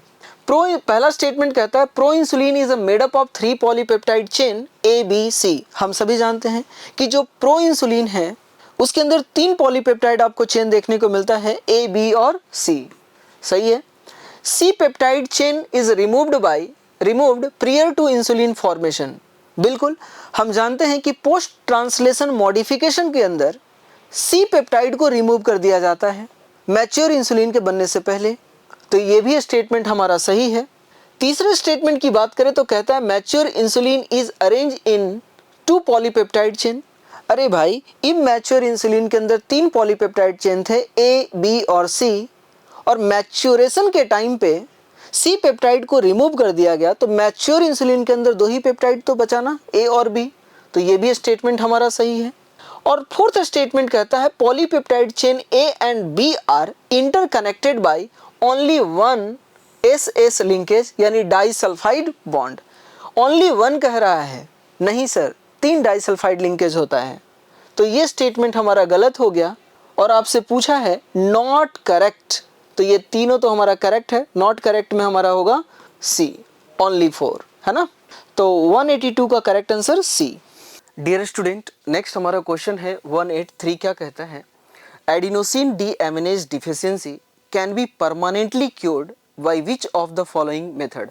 आपसे पूछा गया है कि वो पर्सन जो एडीए एंजाइम की डिफिशियंसी से सफ़र कर रहा है उस पर्सन को परमानेंटली क्योर करने के लिए यहाँ पे दिए गए मेथड में हम कौन सा मेथड का यूज़ कर सकते हैं। याद रखिएगा परमानेंटली क्योर पूछा है। सबसे पहले हम अपने बॉडी के अंदर कुछ नॉर्मल प्रोसीजर को समझ लेते हैं। हमारे बॉडी में एक जीन होता है जिसे आप कहते हैं एडीए जीन। एडीए का फुल फॉर्म है एडिनोसिन डीएमिनेज, है ना। हमारे बॉडी में एक जीन है जिसका नाम है एडीए जीन। इस एडीए जीन के अंदर जब ट्रांसक्रिप्शन और ट्रांसलेशन होगा तो एक एंजाइम बनता है जिसका नाम है एडीए एंजाइम। ये एडीए एंजाइम रिस्पॉन्सिबल होता है B lymphocyte and T lymphocyte का मैच्योरेशन के लिए। जब B lymphocyte and T lymphocyte जब मैच्योर होगा तो ये प्रोवाइड करता है, आप कह सकते हैं, humoral immunity and cell mediated immunity. जब बी लिम्फोसाइट मैच्योर होगा तो हमारे बॉडी के अंदर प्रोवाइड करता है ह्यूमोरल इम्यूनिटी, जिसे आप एंटीबॉडी मेडिएटेड इम्यूनिटी के नाम से भी जानते हैं। और जब टी लिम्फोसाइट मैच्योर होगा तो हमारे बॉडी के अंदर प्रोवाइड करता है सेल मेडिएटेड इम्यूनिटी। क्लियर है यहाँ तक। अब humoral immunity and cell mediated immunity अगर हमारे बॉडी के अंदर होगा तो जाहिर सी बात है हमारा जो इम्यून सिस्टम है वो स्ट्रांग होगा। इतनी बात समझ में आया। तो ये तो हमारे बॉडी के अंदर एक नॉर्मल प्रोसीजर है। लेकिन होता क्या है कई बार कि इस एडीए जीन के अंदर म्यूटेशन हो जाता है। अब यहाँ पे आप देखिए कि इस एडीए जीन के अंदर क्या हो गया, म्यूटेशन। अब आप सोच करके मुझे बताइए कि जब एडीए जीन के अंदर म्यूटेशन हो जाएगा तो क्या हमारा डिजायर्ड जो एंजाइम है, जो एडीए एंजाइम है, क्या ये बन पाएगा? नहीं बनेगा। और जब एडीए एंजाइम नहीं बन पाएगा तो आप कह सकते हैं कि बी एंड टी लिम्फोसाइट का मैच्योरेशन नहीं हो पाएगा। और जब B and T lymphocyte mature नहीं हो पाएगा तो ह्यूमरल इम्यूनिटी और सेल मेडिएटेड इम्यूनिटी भी हमारे बॉडी को प्रोवाइड नहीं करेगा। और जब ये दोनों इम्यूनिटी हमारे बॉडी के अंदर नहीं होगा तो हमारा जो इम्यून सिस्टम है, आप कह सकते हैं हमारा जो इम्यून सिस्टम है ये काफ़ी ज़्यादा वीक हो जाएगा। इसी कंडीशन को हम कहते हैं SCID, severe combined immunodeficiency disease. इतनी बात क्लियर है। अब इस स्किड को ट्रीट करने के लिए अगर हम इसके ट्रीटमेंट की बात करें, अगर हम बात करें तो हमारे पास 3 मेथड हैं। पहला आप कह सकते हैं कि जो बी लिम्फोसाइट और टी लिम्फोसाइट मैच्योर नहीं हो रहा था, हम किसी हेल्दी पर्सन से बी एंड टी लिम्फोसाइट को लेंगे और बोन मैरो के अंदर ट्रांसफर कर देंगे। तो पहला हम कह सकते हैं कि बोन मैरो ट्रांसप्लांटेशन, है ना। पहला हम कह सकते हैं बोन मैरो ट्रांसप्लांटेशन। दूसरा, आप यहाँ पे देखिए बी एंड टी लिम्फोसाइट को मैच्योर करने के लिए एक एडीए एंजाइम की रिक्वायरमेंट थी जो कि पर्सन के बॉडी के अंदर, इस पर्सन के बॉडी के अंदर एडीए एंजाइम नहीं बन रहा है। तो हम उस पर्सन को क्या करेंगे, पीरियोडिकली एडीए एंजाइम हम इंजेक्ट करेंगे। तो ये भी है हमारा। और तीसरा अगर हम बात करें, ठीक है, तो वो है हमारा जीन थेरेपी। जिस जीन के अंदर म्यूटेशन हुआ है उस जीन को हम क्या करेंगे, करेक्ट कर देंगे। तो हमारा जो तीसरा ट्रीटमेंट है वो है gene therapy at early embryonic stage. अब हमारे पास स्किड को ट्रीट करने के लिए तो तीनों मेथड है, लेकिन आपसे पूछा गया है कि परमानेंटली क्योर किस मेथड से होगा। तो ध्यान रखना, bone marrow transplantation permanent solution नहीं है। एंजाइम रिप्लेसमेंट थेरेपी ये भी परमानेंट सॉल्यूशन नहीं है स्किड का। जो स्किड का जो परमानेंट क्योर है वो है gene therapy at early embryonic stage. So the correct answer is C. Next हमारा क्वेश्चन है 184। क्या कहता है, read the given statement and select the correct option. Statement 1 कहता है transgenic mice is being developed for use in testing the safety of polio vaccine. देखिए, transgenic mice को हम इसीलिए डेवलप किए हैं, इसीलिए हमने बनाया है ताकि हम उस पर वैक्सीन टेस्ट कर सकें, है ना। और वैक्सीन में यहाँ पे नाम भी लिख रखा है पोलियो वैक्सीन। कोई ज़रूरी नहीं कि हमेशा पोलियो का वैक्सीन हो, ठीक है ना। आप किसी भी वैक्सीन को यहाँ पे टेस्ट कर सकते हैं। तो ये हमारा स्टेटमेंट सही है ना। आगे कहता है transgenic animal carry gene which make them more sensitive to toxic substance than non transgenic animal, ये भी स्टेटमेंट हमारा क्या है, सही है ना। तो दोनों स्टेटमेंट हमारा सही है, इसीलिए हमारा करेक्ट आंसर क्या होगा, ए। डियर स्टूडेंट, नेक्स्ट हमारा क्वेश्चन है 185। क्या कहता है, select the correct option for the given statement, है ना। अ ट्रांसजेनिक काउ रोजी produce human protein enriched milk which was nutritionally more balanced product for human baby less than natural cow milk। हम सभी जानते हैं कि जो मदर का जो मिल्क होता है, ह्यूमन मदर का जो मिल्क होता है, उसके अंदर एक प्रोटीन मिलता है जिसका नाम है ह्यूमन अल्फा लैक्ट एल्बुमिन, है ना। अब कई बार क्या होता है कि माँ अपने बच्चे को जन्म देती है और उसके बाद मदर का डेथ हो जाता है, या कई बार ऐसा भी सिचुएशन आता है कि बच्चे को जन्म दी, अब जितना अमाउंट में मिल्क प्रोड्यूस होना चाहिए था उतना अमाउंट में मिल्क प्रोड्यूस नहीं हो रहा है, लेकिन बच्चे को मिल्क की तो रिक्वायरमेंट है ना। अब मिल्क अब हम कहाँ से दें, क्या हम नेचुरल काउ मिल्क हम उस बच्चे को दे सकते हैं क्या, नहीं दे सकते हैं। क्यों, क्योंकि नेचुरल जो काउ मिल्क होता है ना, उसके अंदर ह्यूमन अल्फा लैक्ट एल्बुमिन प्रोटीन नहीं होता है। तो हम एक काम करते हैं कि कोई बच्चा जो जन्म ले रहा है वो इस चीज़ से सफ़र ना करे, मदर मिल्क की डिफिशेंसी से। हम मदर से ह्यूमन अल्फा लैक्ट एल्बुमिन को प्रोड्यूस करने वाला जो जीन है, उस जीन को आइसोलेट करेंगे और किसी वेक्टर की हेल्प से एक काऊ के अंदर हमने ट्रांसफ़र कर दिया। और अब जो ट्रांसजेनिक जो काऊ बना है उसका हमने नाम दे दिया रोजी। और वो जो रोजी जो काऊ बना है, अब उसका जो मिल्क है, उसके मिल्क के अंदर नेचुरली प्रेजेंट है ह्यूमन अल्फा लैक्ट एल्बुमिन प्रोटीन, ठीक। और ये जो मिल्क है रोजी काऊ का, ये न्यूट्रिशनली सबसे ज़्यादा इफेक्टिव है बेबी के लिए, मोर बैलेंस्ड है। पता है इस मिल्क के अंदर अगर आप 1 लीटर रोजी काऊ का अगर आप मिल्क लेते हैं ना, तो उसके अंदर 2.4 ग्राम आपको ह्यूमन अल्फा लैक्ट एल्बुमिन प्रोटीन मिलेगा। तो आइए ऑप्शन में देखते हैं क्या कहता है। अ transgenic cow Rosie produce human protein enriched milk which was nutritionally more balance product for the human baby than the natural cow milk. Yes, यह स्टेटमेंट सही है। Milk produced by transgenic cow Rosie contain 2.4 gram protein per litre, यह भी सही है। Milk produced by transgenic cow contain alpha lactalbumin, यह भी सही है। तो तीनों स्टेटमेंट हमारा सही है, तो statement 1, 2, 3 are correct, so the correct answer is A. Next हमारा क्वेश्चन है 186। क्या कहता है, given below are 4 statement A to D each with 1 or 2 blank, select the option which correctly fill up the blank in 2 statement। Wings, पहला statement कहता है wings of butterfly and bird look alike and are result of। हम सभी जानते हैं कि wings of butterfly and wings of bird are example of analogous organ। Analogous organ वो होते हैं जिनकी ऑरिजिन तो डिफरेंट होती है या फंडामेंटल स्ट्रक्चर तो डिफरेंट होता है, लेकिन फंक्शन सेम होता है, ठीक। और एनालोगस ऑर्गन जो है ये बेस्ड होता है कन्वर्जेंट इवोल्यूशन के ऊपर। इसका मतलब 1 में हमारा होगा कन्वर्जेंट इवोल्यूशन। अगर हम बी की बात करें, Miller showed that CH4H2NH3 and water vapour when exposed to electric discharge in a flask result in the formation of amino acid.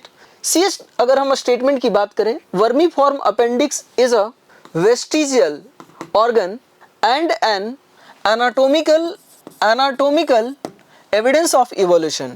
D की अगर हम बात करें, according to Darwin evolution took place due to a small variation and survival of the fittest। अब आपको select करना है। अगर हम ए की बात करें, ए का 1 में हमारा क्या है भाई, कन्वर्जेंट। डी की अगर हम बात करें, डी का 1 में अ स्मॉल वेरिएशन, और 2 की बात करें यहाँ पे तो सर्वाइवल। तो हमारा ये मैच सही है, तो करेक्ट आंसर हमारा होगा ए। लेकिन एक बार आगे भी देख लेते हैं। ए में यहाँ पे कह रहा है 1 में कन्वर्जेंट।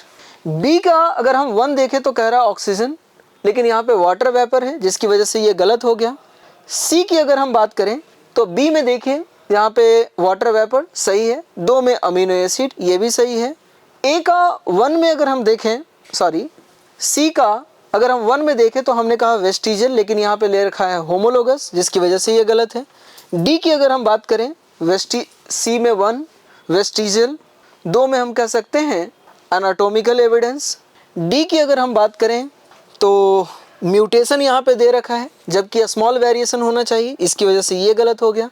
तो 186 का जो करेक्ट आंसर होगा वो ए होगा। डियर स्टूडेंट, नेक्स्ट हमारा जो क्वेश्चन है वो है 187। क्या कहता है, read the given statement 1 to 3 and regarding evolution and select the incorrect ones. आपसे इनकरेक्ट स्टेटमेंट को पूछा गया है कि कौन इनकरेक्ट है। पहला स्टेटमेंट में कहता है invertebrate were formed 350 million year ago. ये स्टेटमेंट गलत हो गया क्योंकि हम जानते हैं कि इन्वर्टिब्रेट की जो ऑरिजिन हुई है वो 500 मिलियन ईयर एगो हुआ है। ठीक है। नेक्स्ट अगर हम बात करें genetic recombination support Hardy-Weinberg equilibrium. Hardy-Weinberg equilibrium को जेनेटिक रिकॉम्बिनेशन कभी भी सपोर्ट नहीं करता। हम जानते हैं कि हार्डी-विनबर्ग इक्विलिब्रियम तभी फॉलो होगा जब genetic recombination, mutation, gene migration, जिसे आप जीन फ्लो भी कहते हैं, gene migration, gene flow, mutation आप कह सकते हैं, जेनेटिक रिकॉम्बिनेशन, नेचुरल सिलेक्शन, ये सारी चीज़ें क्या होनी चाहिए, एब्सेंट होनी चाहिए। तो ये स्टेटमेंट भी हमारा गलत हो गया। आगे कहता है first cellular form of life appeared approximately 200 million year ago on earth. ये स्टेटमेंट हमारा सही है। आपसे पूछा था इनकरेक्ट 1, तो 1 and 2 इनकरेक्ट है, so the correct answer is B. Next हमारा क्वेश्चन है 188। क्या कहता है, read the following statement and find out the incorrect statement. Incorrect statement को आपसे पूछा है। पहला स्टेटमेंट कहता है universe is almost 20 million year old. ये स्टेटमेंट गलत हो गया क्योंकि हम सभी जानते हैं कि यूनिवर्स की ओरिजिन 20 बिलियन ईयर पहले हुआ है, ना कि मिलियन। सेकेंड स्टेटमेंट कहता है huge cluster of Galaxy form universe. ये स्टेटमेंट हमारा सही है। हम सभी जानते हैं universe is a huge clusters of galaxies. तीसरा अगर हम बात करें सी में क्या कहता है, galaxies contain stars, cloud of gases and dust particle. ये भी स्टेटमेंट हमारा सही है कि जो गैलेक्सी है, हमारा जो यूनिवर्स है, ह्यूज क्लस्टर ऑफ गैलेक्सी से बना है। गैलेक्सी किससे बना है, तो आप कहेंगे गैलेक्सी में कुछ नहीं है, आप कह सकते हैं स्टार है, क्लाउड ऑफ गैसेस है एंड डस्ट पार्टिकल है। डी की अगर हम बात करें तो क्या कहता है, considering the size of earth universe is indeed a speck. ये स्टेटमेंट गलत है, जबकि इस स्टेटमेंट को ये होना चाहिए था considering the size of universe earth is indeed a speck. ठीक है, तो ये स्टेटमेंट हमारा गलत हो गया। Big bang theory attempt to explain the origin of universe. Yes, ये भी बिल्कुल सही है। और आप सिर्फ इनकरेक्ट पूछा था और इनकरेक्ट में एक ही हमारा आप कह सकते हैं इनकरेक्ट स्टेटमेंट पूछा था और इनकरेक्ट ए है और हमारा डी है ना। ए एंड डी हमारा सी ऑप्शन में है, तो करेक्ट आंसर हमारा होगा सी। नेक्स्ट हमारा क्वेश्चन है 189। क्या कहता है, which of the following is the most evident source of evolution. Evident source, सबसे सटीक अगर कोई इवोल्यूशन का अगर एविडेंस है तो वो है फॉसिल्स का एविडेंस। तो करेक्ट आंसर होगा हमारा ए। नेक्स्ट क्वेश्चन की बात करते हैं 190। क्या कहता है, स्टेबलाइजिंग सिलेक्शन फेवर। मुझे बताना कि हमारे नेचर के अंदर 3 तरह के नेचुरल सिलेक्शन होते हैं, डायरेक्शनल सिलेक्शन, डिस्ट्रप्टिव सिलेक्शन और स्टेबलाइजिंग सिलेक्शन। आइए थोड़ा सा हम बात करते हैं कि स्टेबलाइजिंग सिलेक्शन में किसे सेलेक्ट किया जाता है।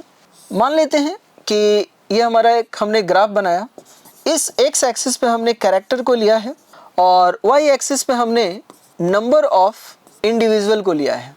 नेचुरल सिलेक्शन से पहले जब आप ग्राफ देखेंगे तो आपको ग्राफ कुछ ऐसा मिलेगा, दिखाई दे रहा है। ये आप यहाँ पे देख सकते हैं कि ये लोअर एक्सट्रीम वैल्यू है, ये अपर एक्सट्रीम वैल्यू है और ये एवरेज कैरेक्टर है। लेकिन जब आप स्टेबलाइजिंग सिलेक्शन की बात करते हैं, जब आप स्टेबलाइजिंग सिलेक्शन की बात करेंगे तो स्टेबलाइजिंग सिलेक्शन के अंदर जो लोअर एक्सट्रीम वैल्यू है, जो लोअर एक्सट्रीम कैरेक्टर है, उसको नेचर रिजेक्ट कर देता है। जो अपर एक्सट्रीम कैरेक्टर है उसे भी नेचर रिजेक्ट कर देता है और सेलेक्ट सिर्फ एवरेज कैरेक्टर को करता है। तो आफ्टर नेचुरल सिलेक्शन आप जब ग्राफ देखेंगे तो आपको ग्राफ कुछ ऐसा मिलेगा, जिसमें आप देखिए लोअर एक्सट्रीम को नेचर ने रिजेक्ट कर दिया, अपर एक्सट्रीम को नेचर ने रिजेक्ट कर दिया और जो एवरेज कैरेक्टर है उसे नेचर ने सेलेक्ट किया, जिसकी वजह से जो पिक है आप कह सकते हैं हायर एंड नैरो हो गया। तो स्टेबलाइजिंग सिलेक्शन किसे फेवर करता है, both extreme form of trait? नहीं सर, ये तो डिसरप्टिव सिलेक्शन में होता है। Intermediate form of trait, yes, average का मतलब क्या होता है, इंटरमीडिएट।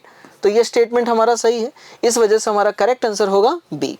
नेक्स्ट हमारा क्वेश्चन है 191। क्या कहता है, which of the following pair contain an infectious and non infectious disease respectively. अब आइए पहले ऑप्शन में देखते हैं, यहाँ पे कहता है टाइफाइड। टाइफाइड इन्फेक्शियस है, एड्स भी इन्फेक्शियस है, लेकिन इन्फेक्शियस और नॉन इन्फेक्शियस आपसे पूछा था, जिसकी वजह से ये गलत है क्योंकि दोनों के दोनों इन्फेक्शियस है। एड्स की अगर हम बात करें तो ये इन्फेक्शियस है, कैंसर की अगर हम बात करें तो ये नॉन इन्फेक्शियस है। इन्फेक्शियस और नॉन इन्फेक्शियस पूछा था, तो इन्फेक्शियस और नॉन इन्फेक्शियस, तो हमारा करेक्ट आंसर होगा बी। डायबिटीज नॉन इन्फेक्शियस है, कैंसर नॉन इन्फेक्शियस है, मलेरिया आप ये देखिए नॉन इन्फेक्शियस है और ये इन्फेक्शियस है। यहाँ पे डायबिटीज़ की बात करें तो नॉन इन्फेक्शियस है और ये इन्फेक्शियस है, तो हमारा करेक्ट आंसर जो होगा वो बी होगा। नेक्स्ट हमारा क्वेश्चन है 192, क्या कहता है, common cold differs from pneumonia. और पहला ऑप्शन दे रखा है pneumonia is caused by virus whereas common cold is caused by bacterium. गलत हो गया, क्योंकि निमोनिया जो है बैक्टीरियल डिजीज है और कॉमन कोल्ड वायरल डिजीज है। अगर ऑप्शन बी की बात करेंगे तो कहता है निमोनिया पैथोजन इन्फेक्ट एल्वियोलाई, बिल्कुल सही। Whereas common cold affect nose and respiratory passages but not the lungs, यह स्टेटमेंट हमारा सही है। और कॉमन कोल्ड और निमोनिया में एक बेहतर डिफरेंस हमें दिख रहा है कि निमोनिया के अंदर लंग्स के अंदर इन्फेक्शन होता है, जबकि कॉमन कोल्ड के अंदर नोज एंड रेस्पिरेटरी पैसेस अफेक्ट होता है, लेकिन लंग्स के अंदर हमें अफेक्ट देखने को नहीं मिलता है। तो हमारा जो करेक्ट आंसर होगा वो बी होगा। लेकिन सी को भी देखते हैं, क्या कहता है, pneumonia is a non communicable disease. नहीं sir, it is a communicable disease. Whereas common cold is communicable, common cold तो कम्युनिकेबल है लेकिन निमोनिया भी कम्युनिकेबल है, लेकिन यहाँ पे नॉन कम्युनिकेबल दे रखा है जिसकी वजह से गलत हो गया, तो आंसर हमारा बी होगा। नेक्स्ट हमारा क्वेश्चन है 193, क्या कहता है, select the option with correct set of difference, है ना। एक साइड आपको इनेट इम्यूनिटी दे रखा है और दूसरे साइड आपको एक्वायर्ड इम्यूनिटी दे रखा है, और आपसे पूछा है करेक्ट सेट ऑफ डिफरेंस, है ना। इनेट इम्यूनिटी में कहता है कि it is inherited by an organism from the parent which protect it from the birth throughout life। ये स्टेटमेंट हमारा पूरी तरह से सही है। हम जानते हैं कि innate immunity, जिसे हम congenital immunity के नाम से भी जानते हैं, और ये congenital immunity हमारे अंदर बर्थ से ही प्रेजेंट है और हमारे बॉडी को प्रोटेक्ट कर रहा है। तो हम कह सकते हैं कि innate immunity inherited by an organism from the parent which protect it from birth through out life, बिल्कुल सही है। लेकिन एक्वायर्ड इम्यूनिटी की बात करते हैं, it is acquired by organism after birth. नाम से ही कह रहा है एक्वायर्ड इम्यूनिटी, वो इम्यूनिटी जिसे आपने बर्थ के बाद एक्वायर किया है, तो ये भी हमारा सही है। और पूछा था select the option with correct set of difference, तो ये जो डिफरेंस आपको दिख रहा है ये तो पूरी तरह से सही है। नेक्स्ट डिफरेंस देखते हैं, क्या कहता है, it is also called a specific immunity. गलत हो गया सर, ठीक है।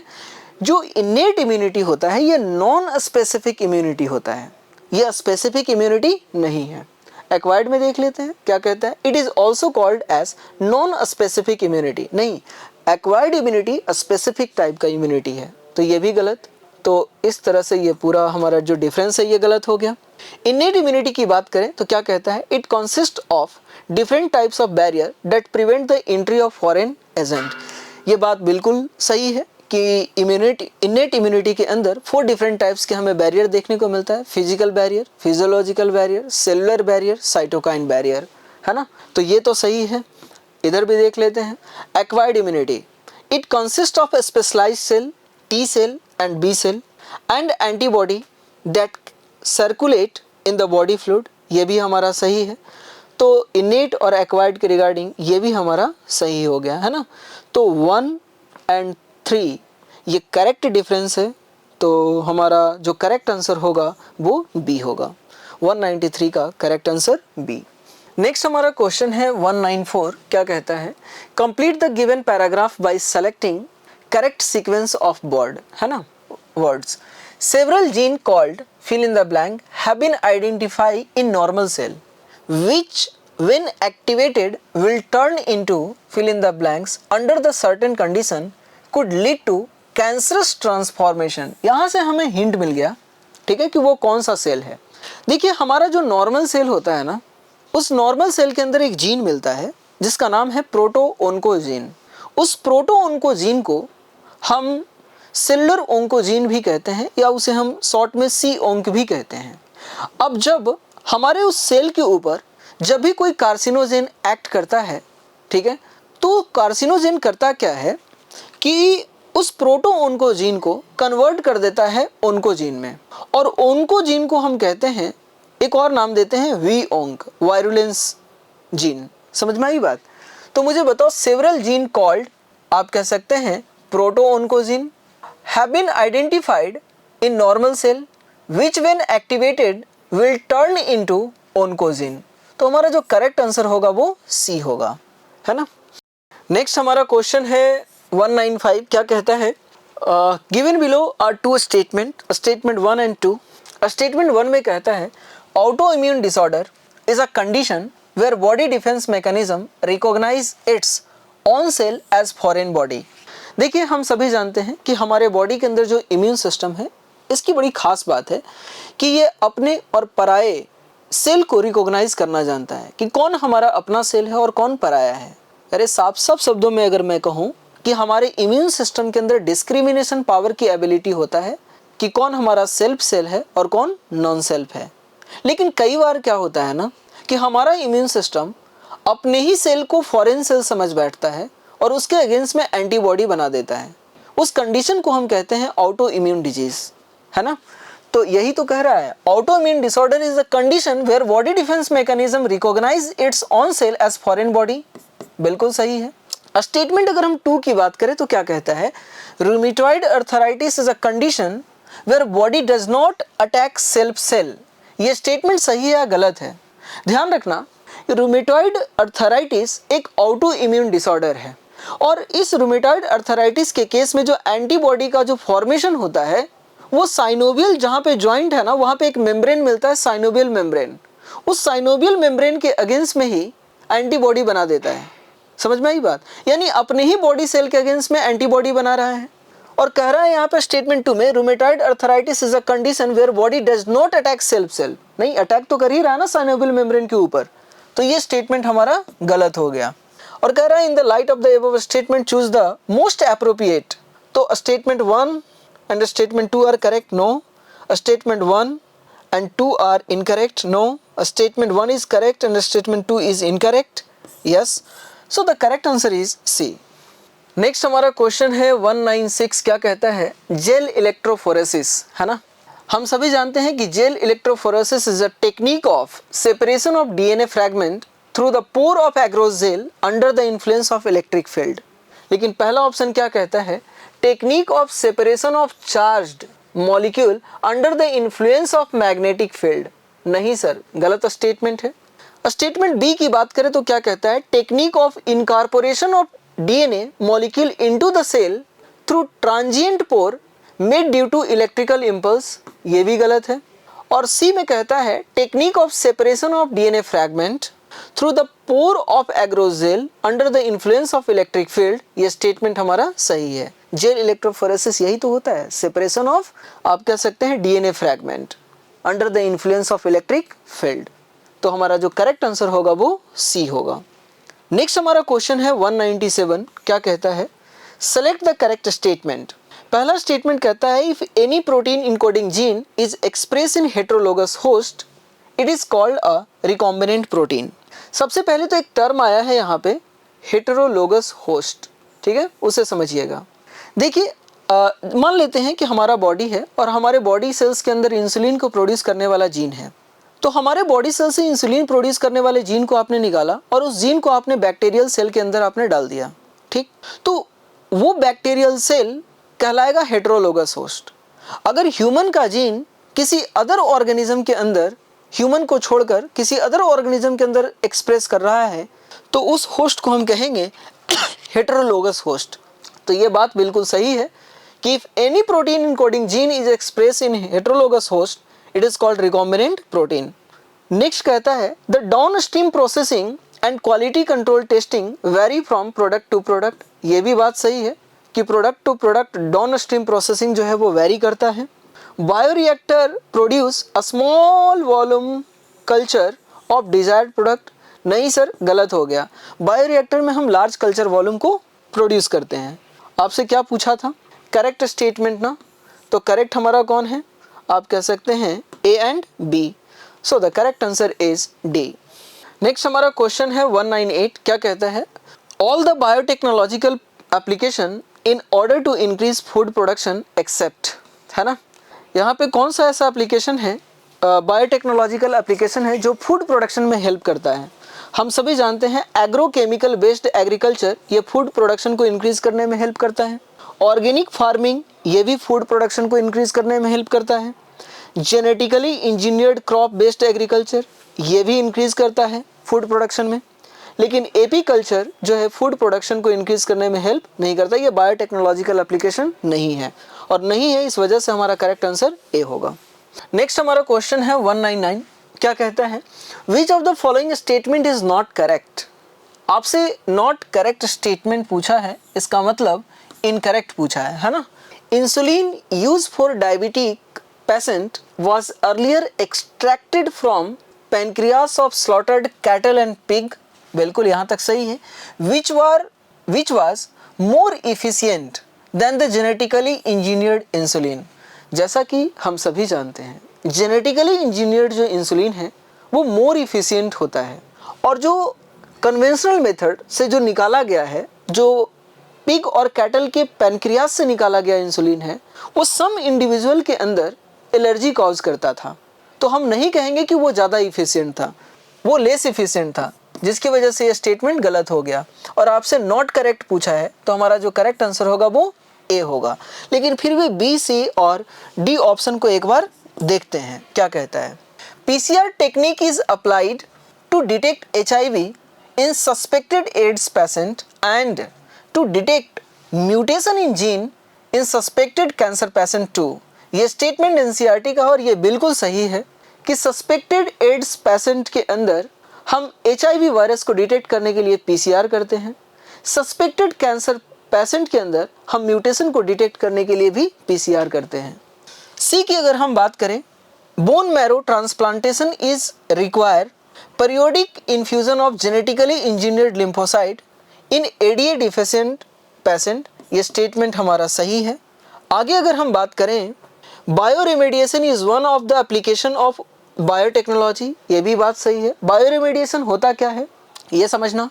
हम जानते हैं कि हमारे कंट्री में जो ऑयल है वो अलग कंट्री से आता है बाई शिप, और कई बार क्या होता है कि जिस कंटेनर में आ रहा होता है क्रूड ऑयल वो लीक कर जाता है, या शिप का एक्सीडेंट हो गया, तो वो जो क्रूड ऑयल है वो क्या होगा, ओशियन के सरफेस के ऊपर फैल जाएगा। अब आप मुझे बताओ, अगर ऑयल के सरफेस के ऊपर फैल गया तो मुझे बताओ क्या गैसेस एक्सचेंज हो पाएगा वाटर और इन्वायरमेंट के बीच? नहीं।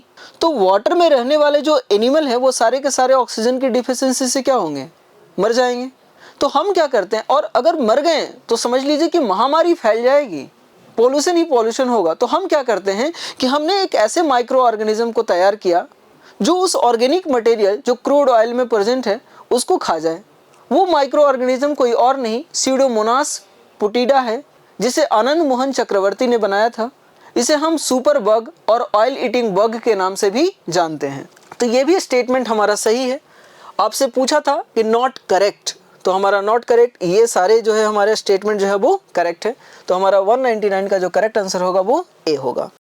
डियर स्टूडेंट, नेक्स्ट हमारा क्वेश्चन है 200, क्या कहता है, now a day is possible to detect mutant gene causing cancer by allowing radioactive probe to hybridize its complementary DNA in a clone of cell followed by its detection using autoradiography because, है ना। इस question को हमें solve करना है, ठीक है। जब मैं यहाँ पे ऑप्शन पढ़ूंगा तो आपको बिल्कुल भी समझ में नहीं आएगा। तो आइए इस चीज़ को हमें समझने के लिए, ठीक है, कुछ चीज़ों को हम समझना चाहते हैं। देखना, हमारे पास दो पर्सन हैं, एक पर्सन ए है और दूसरा जो पर्सन आपको दिख रहा है बी है। ये दोनों के दोनों पर्सन ए और बी सस्पेक्टेड कैंसर पेशेंट हैं, ठीक है। सस्पेक्टेड कैंसर पेशेंट है, हमें डिटेक्ट करना है कि कौन से पर्सन है जिसके जीन के अंदर म्यूटेशन हुआ है और म्यूटेशन की वजह से उस पर्सन को कैंसर हुआ है ना।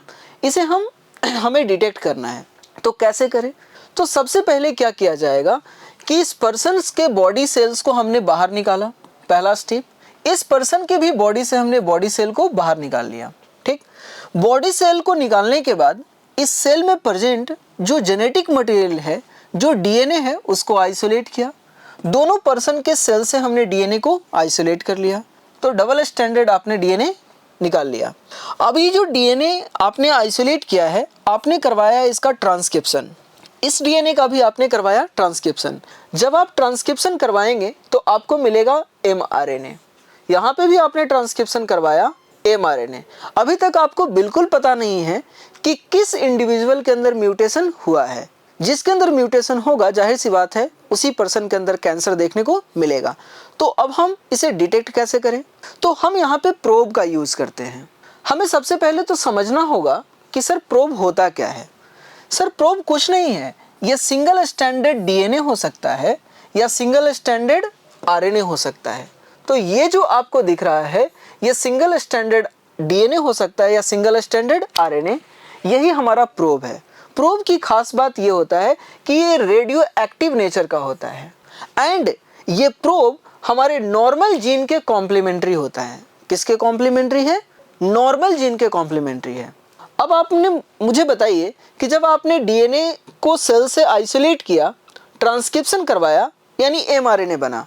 एमआरएनए के अंदर अब आप क्या कीजिए कि इस प्रोब को ऐड कर दीजिए। आपने क्या किया कि ये जो प्रोब आपको यहाँ पे दिख रहा है, इस प्रोब को ऐड कर दीजिए। अब ये जो प्रोब है, ये जाकर क्या करता है कि एमआरएनए से बाइंड कर जाता है। अच्छा, बाइंड करता है या नहीं करता है हमें बिल्कुल भी पता नहीं चलेगा। अब हम क्या करवाएंगे कि इसे हम ऑटो रेडियोग्राफी करवाएंगे। अब ऑटो रेडियोग्राफी जब हम करते हैं तो हमें एक्सरे फिल्म के ऊपर हमें वाइट बैंड देखने को मिल रहा है। कैसा बैंड अपीयर हो रहा है? वाइट बैंड अपीयर हो रहा है। वाइट बैंड अपीयर होने का मतलब ये है कि जो आपने प्रोब को ऐड डाला था, वो प्रोब एमआरएनए से जाकर बाइंड कर गया। अब आप मुझे बताओ कि प्रोब एमआरएनए से जाकर बाइंड क्यों किया? क्योंकि सर हम जानते हैं कि प्रोब जो होता है वो नॉर्मल जीन के कॉम्प्लीमेंट्री होता है। इसका मतलब कि ये जो एमआरएनए है ये नॉर्मल है, इसके अंदर कोई भी म्यूटेशन नहीं हुआ है। इसका मतलब पर्सन जो ए आपको जो दिख रहा है, इसके अंदर म्यूटेशन जो है वो नहीं हुआ है। लेकिन दूसरे वाले केस में हमने क्या किया कि जैसे ही उसके डीएनए को ट्रांसक्रिप्शन करवाया, एमआरएनए बना और अब इस एमआरएनए के अंदर हमने प्रोब डाल दिया। अब प्रोब डाला तो पता नहीं जुड़ा या नहीं जुड़ा, इस बात को पता लगाने के लिए हमने ऑटो रेडियोग्राफी करवाया। और जब हमने ऑटो रेडियोग्राफी करवाया तो यहाँ पे हमने ये देखा कि यहाँ पे वाइट बैंड जो है वो अपीयर नहीं होता है। वाइट बैंड अपीयर क्यों नहीं हुआ, सोच कर बताइए। क्योंकि प्रोब जो है वो एमआरएनए से बाइंड नहीं किया है। प्रोब एमआरएनए से बाइंड क्यों नहीं किया? क्योंकि यहाँ पे जो एमआरएनए है वो प्रोब के कॉम्प्लीमेंट्री नहीं है। क्यों नहीं कॉम्प्लीमेंट्री है यहाँ पे एमआरएनए? क्योंकि इस एमआरएनए के अंदर म्यूटेशन हो गया है। इसका मतलब कि ये जो पर्सन जो बी जो आपको दिख रहा है, इस पर्सन के अंदर म्यूटेशन हुआ है। और म्यूटेशन होने का मतलब ये है कि इस पर्सन को क्या है? कैंसर है। तो अब बात समझ में आई कि हम किस तरह से डिटेक्ट करते हैं। अब हम ऑप्शन के ऊपर आते हैं। पहला ऑप्शन कहता है mutant gene does not appear on photographic film. यहां तक तो सही है, as the probe has complementary with it. नहीं सर, प्रोब कॉम्प्लीमेंट्री नहीं होता है म्यूटेंट जीन का। ठीक है, आगे बढ़ते हैं। Mutant gene partially appear on photographic film, यह भी गलत है। सी कहता है mutant gene completely and clearly appear on photographic film, यह भी गलत है। ऑप्शन डी कहता है mutant gene does not appear on photographic film as the probe has no complementary with it. हमने अभी यही डिस्कस किया कि जो म्यूटेंट जीन होता है ये फोटोग्राफिक फिल्म के ऊपर अपीयर नहीं होता है। अपीयर नहीं होने का वजह यह है कि प्रोब जो है उसके साथ बाइंड नहीं किया म्यूटेंट जीन के साथ। ठीक है, तो हमारा ये ऑप्शन सही है और आपसे इसके रिगार्डिंग करेक्ट पूछा था, तो हमारा जो करेक्ट आंसर होगा 200 का वो डी होगा। Thank you very much. उम्मीद है कि आपको ये सॉल्यूशन समझ में आया होगा। शुक्रिया।